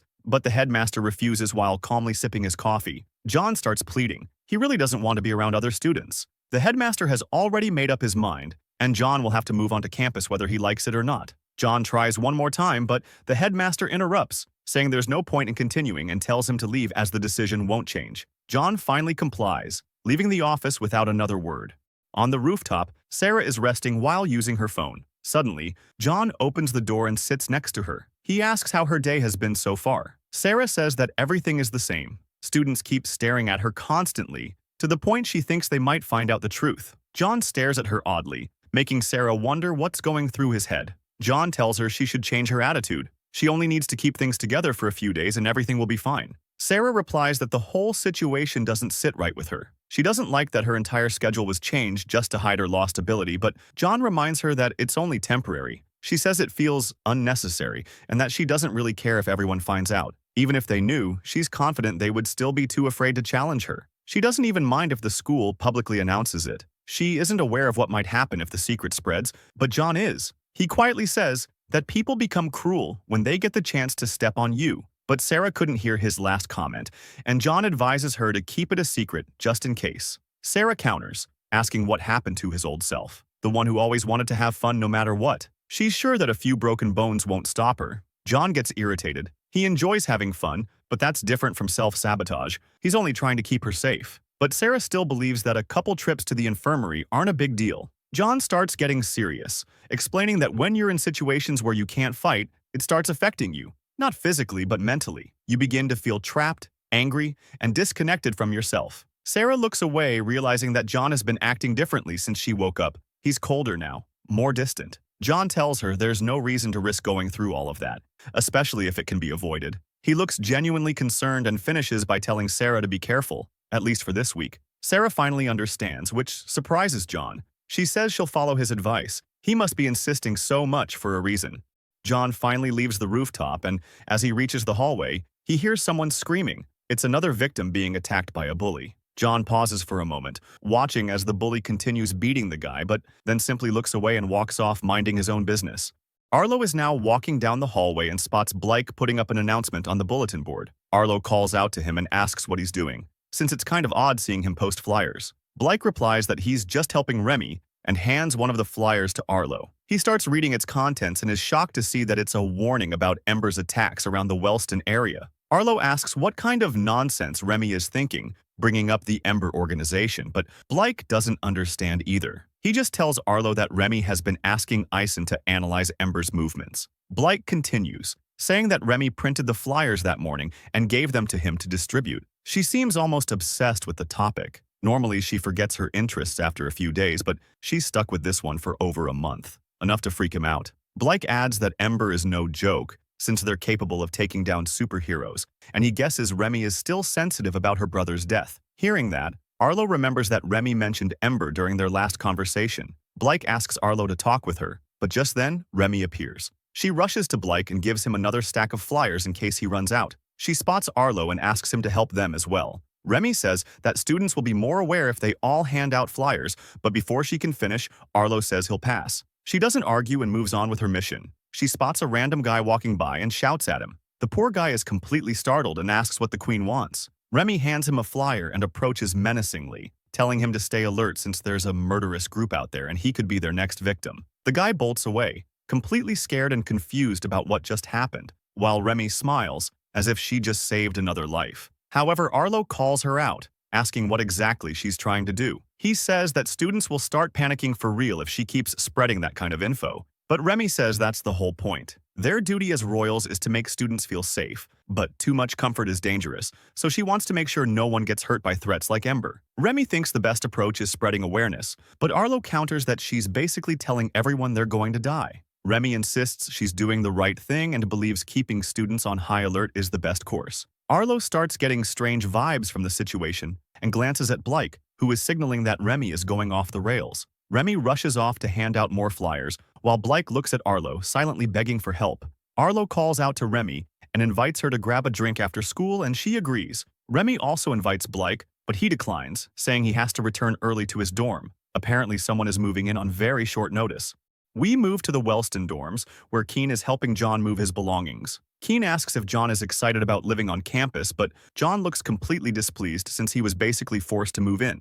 Keen tries to cheer him up, mentioning that living on campus has perks, like not wasting half an hour walking to school. But John counters that he enjoys walking since it helps him calm down. Keen tries to pivot, saying he can still walk around campus, but John finds walking in circles for 30 minutes stupid. Suddenly, a blue-haired boy greets Keen and approaches, brushing past John like he didn't even see him. Keen calls him Zeke and says he's helping John move onto campus. Zeke pretends to be glad that the school cripple is finally joining them. Keen tells him to remind everyone to take care of John. He's too naive to notice how everyone has been treating him.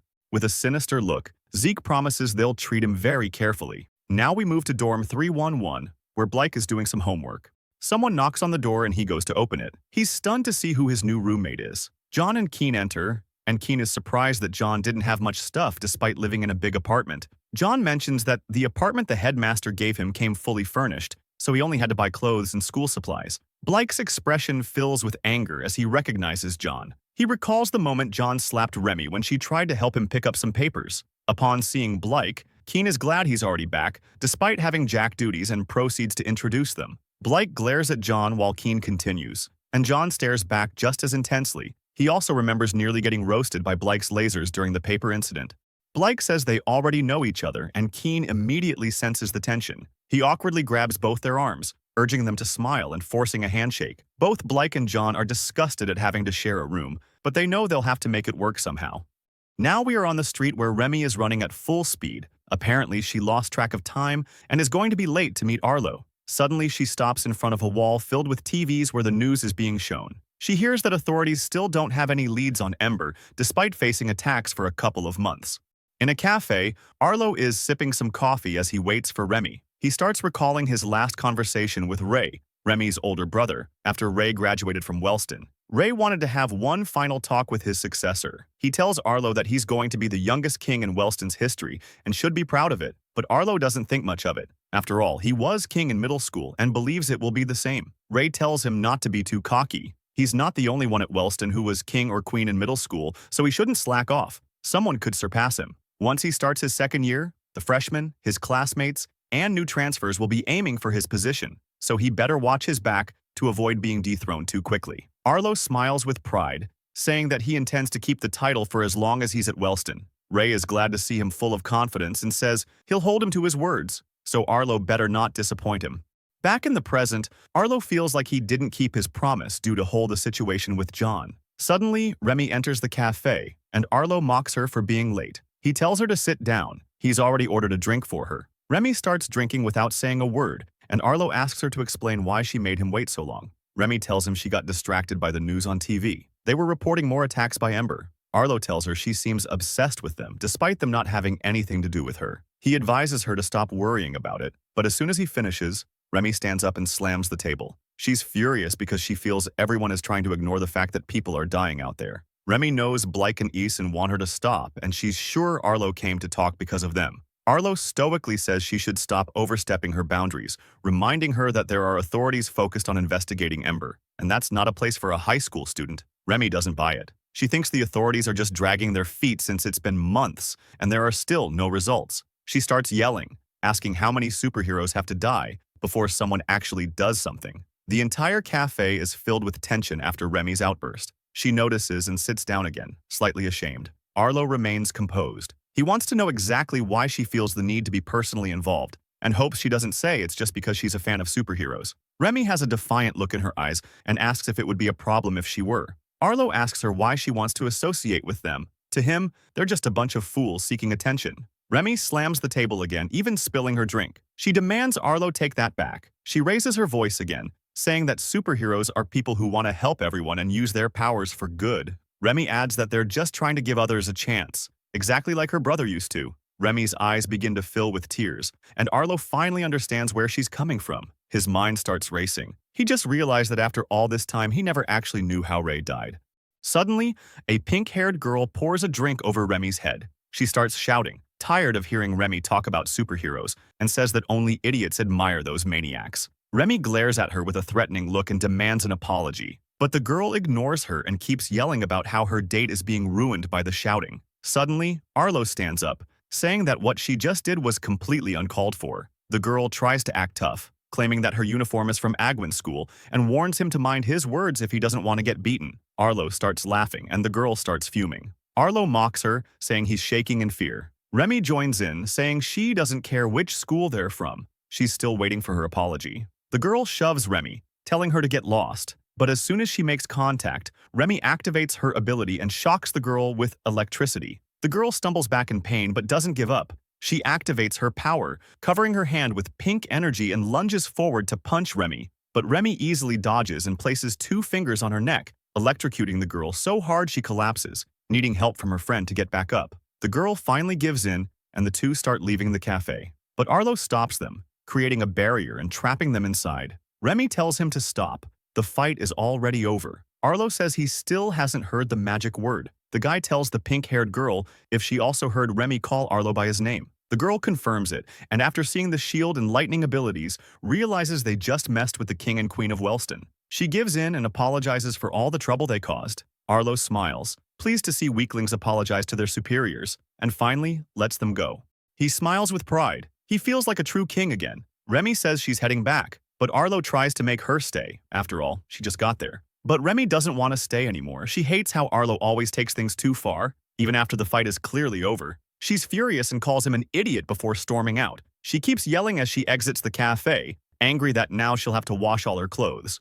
We go back to the dorms where Blake is waking up and immediately heads to the bathroom. Upon opening the door, he finds John fixing his hair. Apparently, he forgot John moved in yesterday. John tells him that next time he should knock first, and Blake slams the door shut without saying a word. Later on, Blyke is walking around campus with Ison. The latter says that Remy mentioned Blyke has a new roommate. Blyke confirms, and Ison asks who the lucky guy is. Blyke tells him that his new roommate is John, and Ison spits out his drink in shock. Ison begs him to say he's joking, but Blyke confirms it. He doesn't understand how he ended up being paired with John. Being the strongest male in his year, he expected to be roomed with someone of similar power. Ison can only listen to his complaints, unable to reveal anything about how powerful John actually is. He just tells Blyke to relax. It can't be that bad. But Blyke counters, saying that John hogged the bathroom for over 30 minutes that morning. Ison forces a laugh, trying to downplay it, and suggests that maybe Blyke should cut him some slack since John's just a cripple. Blyke is taken aback by Ison's reaction and tells him not to forget what John did to Remy. Ison insists that it happened ages ago, and he's sure Remy already got over it. Ison is clearly trying to stop anyone from messing with John. Blyke glares at him, pointing out that he's noticed how obsessed Ison has become with John lately. He's seen him looking at John's old photos, even stalking him around campus, and now he's defending him. He demands to know what Ison is trying to do. Ison gets cornered and, in a panic, spits his drink all over Blyke's face. He runs off, claiming he has an important club meeting. Blyke doesn't give up and decides to chase Ison to get his answers. We move to the school rooftop, where Sarah is surprised to hear that Blyke is John's new roommate. She thinks it's not too bad, but John says he's afraid Blyke might try to kill him in his sleep. After all, he's always glaring at him with hate. Sarah dismisses his concerns. She knows Blyke has better things to do. He doesn't get involved in other people's business unless provoked. Then she adds that, actually, Blyke could be a threat, since John's specialty is pissing people off. John gets annoyed and asks why she's defending Blyke. She casually reveals that she was the one who crowned Blyke as Jack, surprising John. He thought Arlo made that call. Sarah explains that Arlo would never choose Blyke over Cecile, who is a high tier. She simply overruled him. When she was promoted to ace, Arlo and Remy couldn't agree on who should fill the position, so she made the decision herself. She adds that Arlo was furious about her choice, and that's why they stopped getting along. He felt like she hurt the hierarchy. Sarah laughs, recalling how priceless Arlo's expression was. John asks if she picked Blyke just to spite Arlo. Sarah replies that was just a bonus.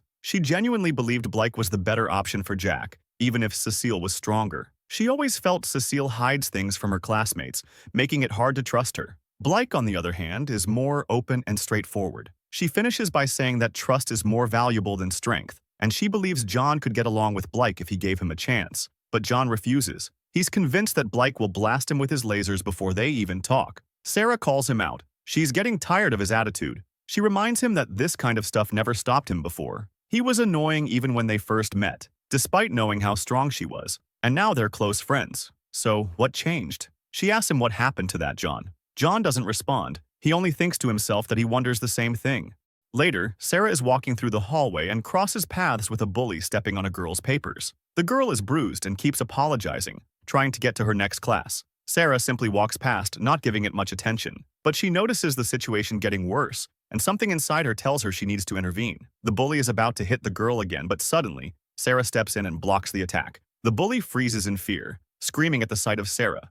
While holding the bully, Sarah calls the girl who is on the floor and tells her to go to her next class. She stands up immediately as the bully argues with Sarah, asking why she's stopping her. Sarah remains unfazed and only glances at the bully, reminding her not to waste other people's time, and the bully looks at her with fear. Sarah continues on her way as if nothing happened, but the female bully looks frustrated, wondering what she did wrong. And in that instant, contemptuous comments towards her fill the alley from the other students who saw the scene. The shame starts filling her head, making her wonder in anger why she's being humiliated for dealing with a low tier. Her emotions start overflowing and clouding her judgment. She yells at Sarah, telling her that she should look after them, not the weaklings, while launching an attack. That flies at full speed towards Sarah, giving her no time to react. But luckily, a shield appears, protecting Sarah from any damage. Arlo calmly walks towards the attacker, making her shake just by his presence. If Sarah almost made her cry, now with Arlo her soul is practically about to leave her body. As relaxed as always, Arlo demands an explanation for the attack towards the queen of the school. The girl tries to excuse herself, but before she can say anything, a shield appears and forces her against the ground. The girl yells in desperation, begging for mercy and forgiveness. But Arlo keeps the show going a little longer, threatening everyone watching that if they ever attempt to defy the hierarchy, they will have to directly answer to him. Arlo faces Sarah and tells her to accompany him. There's something they need to discuss. They go to one of the classrooms, and immediately Arlo tells her that all of that happened because she stopped asserting herself in the school, skipping classes and turf wars. She's even been out for a month, so she practically lost her presence at the school. But Sarah doesn't care about his words, even less if they are a lecture. Arlo is still upset, wondering why she would risk losing her cover just to help a random low tier. Doesn't she realize that the hierarchy could be in danger if events like that repeat? But Sarah keeps the same attitude, reminding Arlo that it wouldn't have affected him, and if for some reason she got discovered, Arlo would still sit on his throne. But something bothers Sarah. She is a cripple now, so according to Arlo's rules, she should be at the bottom, being humiliated by others. Then, exactly why Arlo decided to step in this time? Is there a reason why he'd decide to help a cripple? In that moment, Arlo remembers his last conversation with John, where he told him that Sarah was going to be a cripple for a while. And immediately after that, he got threatened by John, who told him that if he sees a scratch on Sarah, he'll be responsible, revealing that Arlo defended Sarah because he had no other option. Sarah is still waiting for an answer, and Arlo replies that her state is only temporary, so that's why he doesn't want to cause a disruption in order. Arlo adds that since Sarah is ranked higher than him, he'll watch her back until she recovers. But Sarah doesn't buy it even a bit. She's been manipulated multiple times and knows that Arlo only involves himself with her for hidden reasons. Sarah finishes saying that he should stay away from her while leaving the classroom. Now outside the school, Sarah is checking her phone. She's scrolling through the calls she missed while being fainted and is surprised to see many lost calls from Fiora, her servant. Sarah is surprised to see that Fiora tried to contact her, especially during school hours. She keeps scrolling and is surprised to see an outgoing call to Arlo the same day of the incident. Apparently, John never mentioned anything about the call. Sarah remembers that he told her that Arlo was already in John's house, so there's no reason to call him and especially hide it from her. Something in John's story doesn't add up and is starting to bother Sarah. She knows that Arlo values his time and wouldn't waste it hanging around with Elaine unless he had something to gain. In that moment, Sarah remembers the state John was in after she came back to his house and starts squeezing her phone, promising to go after Arlo if he dared to drag John into his plans. Now we move to the press room, where a conversation is being played. Cecile is inside reading some documents, while listening to the recorded conversation between Arlo and Elaine. Cecile gets more worried by the second when she hears that John was the person who injured Arlo, and the pictures displayed in the documents show how serious the situation was. For her, it is unbelievable that such a low tier had beaten Arlo. She is in disbelief that such a story appeared after Remy's incident in the mall. Inwardly, Cecile is praising Terrence for getting the news of the century. The whole school will be shocked and Arlo will get demoted. But she knows that there's no point in that since there's no way the article will ever get past Arlo. We go back to the past, right after the moment Cecile revealed to Arlo that she had a guy called Terrence helping her. Arlo asks about his rank and his ability. Cecile tries her best to hide the information by calling Terrence a nobody. But Arlo simply tells her to answer the questions before he loses his patience. Cecile knows she's against a wall and reveals that Terrence is a lower mid-tier from second year, and that his ability is invisibility. Arlo laughs, saying that he must be very useful for the school press. Immediately after, he mentions the real reason why he went to the press room. From that day on, Cecile will hand Arlo a copy of all the news Terrence submits, and any news regarding the royals must be approved by him. Cecile yells at him, telling him that he can't do that since her responsibility is to deliver the truth to the students without being biased by a third party. But Arlo remains calm, asking who she is to tell him what he can and cannot do. We return to the present, where Cecile realizes that Arlo decided to step into the press in order to keep his defeat a secret, making Cecile boil with fury and calling Arlo a fraud. Suddenly, a lime-haired girl appears, telling her that she has something for her. The girl hands Cecile a sketchbook and starts explaining that she noticed something weird on Seraphine during an incident. Cecile looks at the sketchbook and immediately spots the details. She asks why Seraphine is shielding the attack with her arms if she can evade attacks like those instantly. The lime-haired girl thought exactly the same, so she has the theory that something happened to her during her suspension. She thinks that maybe some restrictions were put on her ability, and writing about it would be a good article for the newspaper. But Cecile asks her if that drawing is all the evidence she has. The girl confirms, and in less than a second, Cecile tells her to forget about the story if there is no solid proof. The girl tries to defend her drawing, saying that it is a perfect representation of what she saw. But Cecile gets angry, telling her that proof like that has no value and she shouldn't expect her to just believe her words. Ashamed, the girl leaves immediately. Cecile sighs, trying to calm herself after the conversation. Cecile returns to her thoughts about the news about Arlo. Even if they were true, there's no way she can publish them. She's sure there must be a way to bypass his orders and properly do her job. She picks up the documents again, and her eyes get fixated on the word cripple that for some reason starts resonating with her.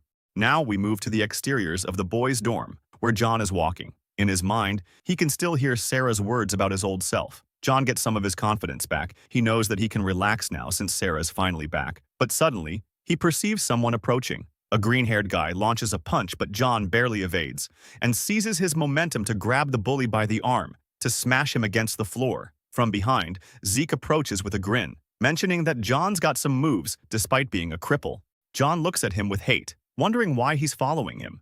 Zeke wonders why he is receiving that gaze if he's only extending his greetings. And with a fake smile, Zeke welcomes John to the boys' dorm. John pretends to be surprised by the way of welcoming new people, but he doesn't care at all and simply thanks them while standing. John finishes by saying that he has to go finish his homework, but upon turning around, Zeke's hand stops him. He continues, saying that now that John is in his territory, he'll have to follow his laws. The guy that got thrown to the ground confirms it, saying that Zeke is the strongest around there. Zeke mentions that the rules are pretty simple. From that day on, John will have to call him king and bow every time he sees him. Not even a second passes and John obeys, bowing in front of Zeke, telling him that he will leave since he has duties to complete, and calls him Majesty while leaving. John is already a couple meters away, but the confrontation is far from over. A blue glow starts emanating from Zeke's body while he thinks that he didn't like the tone John used. In an instant, Zeke vanishes from his location, moving through the area at full speed, so much that John didn't notice that now Zeke was standing in front of him. John keeps his facade, asking if the king needs something else from him. Zeke simply smiles, asking if John really thinks that all he said was a joke. And in an instant, Zeke's hand flies towards John, but he gets no time to react and ends up being grabbed by him. Zeke says that Serafina is nowhere to save him, and hates the fact that he runs around causing trouble and ignoring the hierarchy of the school. John has no idea what he's saying, since the pressure Zeke is applying on his jaw increases by the second. Zeke is about to teach him a lesson, but John gets tired of his yapping and launches a knee to Zeke's stomach, followed by an elbow that hits perfectly on Zeke's head and finishes by throwing his bag. John runs away at full speed from the scene, but he knows there's no way to escape from them. Suddenly, the other guy manages to reach John. He holds him from behind, making sure Zeke can approach without using his ability. John is now stuck between two walls, but no sign of fear appears on his face. He sarcastically mentions that Zeke has some blood on his nose, but Zeke doesn't let him finish the comment and connects a punch to John's stomach. John falls to the ground, the pain building in his body. Zeke's smile fades, clenching his fist while saying that everything would have been easier if he had simply followed his rules. Zeke launches again at John, yelling that he's an idiot for playing those pranks on him. John manages to block the attack with his arm, but the impact was so strong that his arm breaks and John is sent flying. John keeps his menacing gaze, despite being full of bruises. His mind starts racing, wanting to know why everyone in the school attacks weaker people without an excuse. He doesn't understand what exactly they are trying to prove. Zeke speaks again, saying that he will enjoy making his life a living hell, but John keeps defying him, calling him just an insecure coward. Once again, Zeke lands another attack, a kick that makes John slide all over the floor. Triumphant, Zeke approaches and kneels to have a better view of his victim. He grabs him by the shirt and lifts him from the ground, daring him to say one more word if he wants to experience hell. John has no intention of stopping, calling him human trash. Zeke is surprised that John still has more energy despite the beating, and in that instant, John firmly grabs his arm, congratulating Zeke for beating a weakling that can't fight back. He really must be so proud for achieving something like that. Zeke is still stunned, but any thought he has is interrupted by John's words. John continues, saying that Zeke and his dog can do whatever they want with him. That won't change the fact that Zeke is also a worthless piece of trash like him.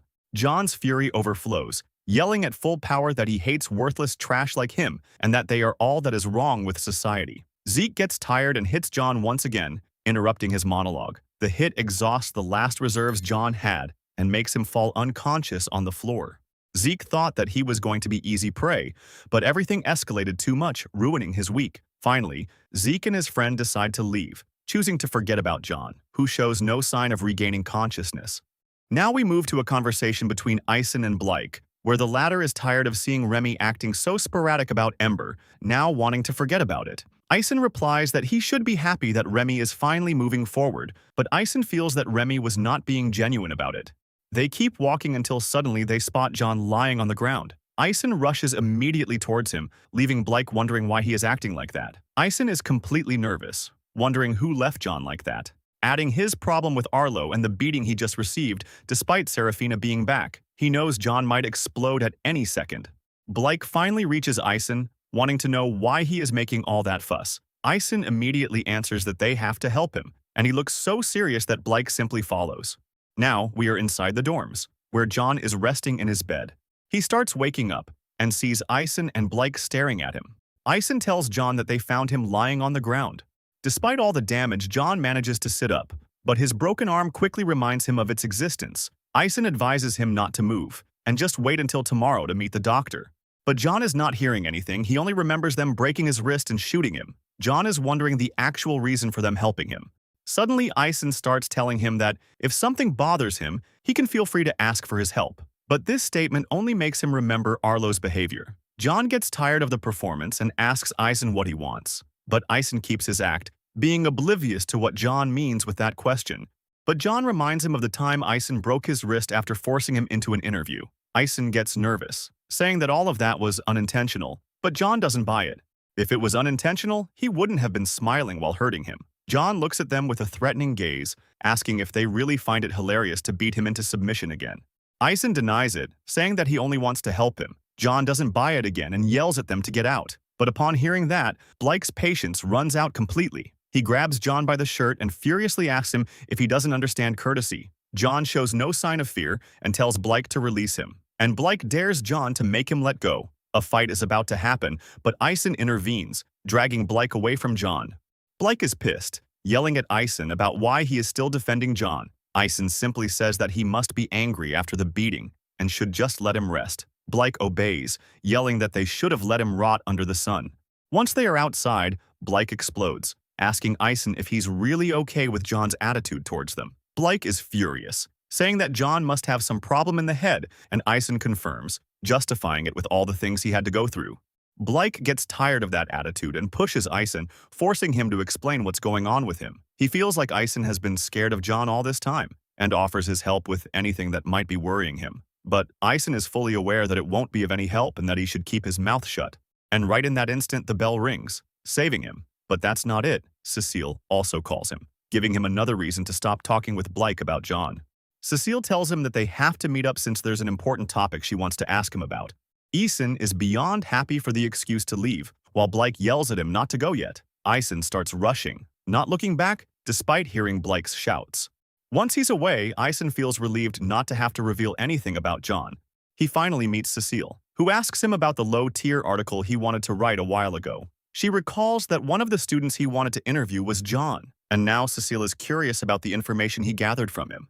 Ison tries to keep his cool, replying that he only discovered that being a low-tier sucks since you get bullied all the time, and he emphasizes that John has no ability.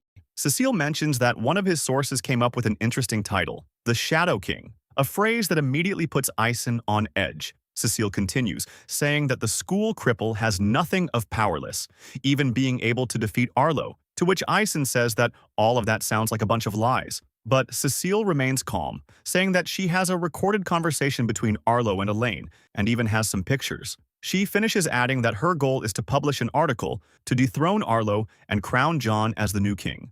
Ison can't hide it anymore and yells at her not to do it. Cecile realizes she's going the right way due to Ison's reaction and asks him if he really wants her to ignore the hierarchy, especially about the king. Ison is trying his best to make Cecile stop believing her sources, but Cecile gets tired of his facade and tells him that she knows he's been hiding information from her. She demands him to reveal everything, but Ison replies that he has the same information as her. However, Cecile doesn't buy it. She's sure such important news would never get past him. Ison slowly starts backing up, thinking that he's still in time to get away. Cecile stops him with authority, saying that if he dares to take even one more step, she'll make sure none of his news will ever appear in the newspaper again. Ison finally gives up, but asks Cecile to keep all his information between them. But Cecile reminds him that he has no power to negotiate. Thanks for watching. I hope you enjoyed the video and don't forget to like and subscribe. See you in the next one. Bye-bye.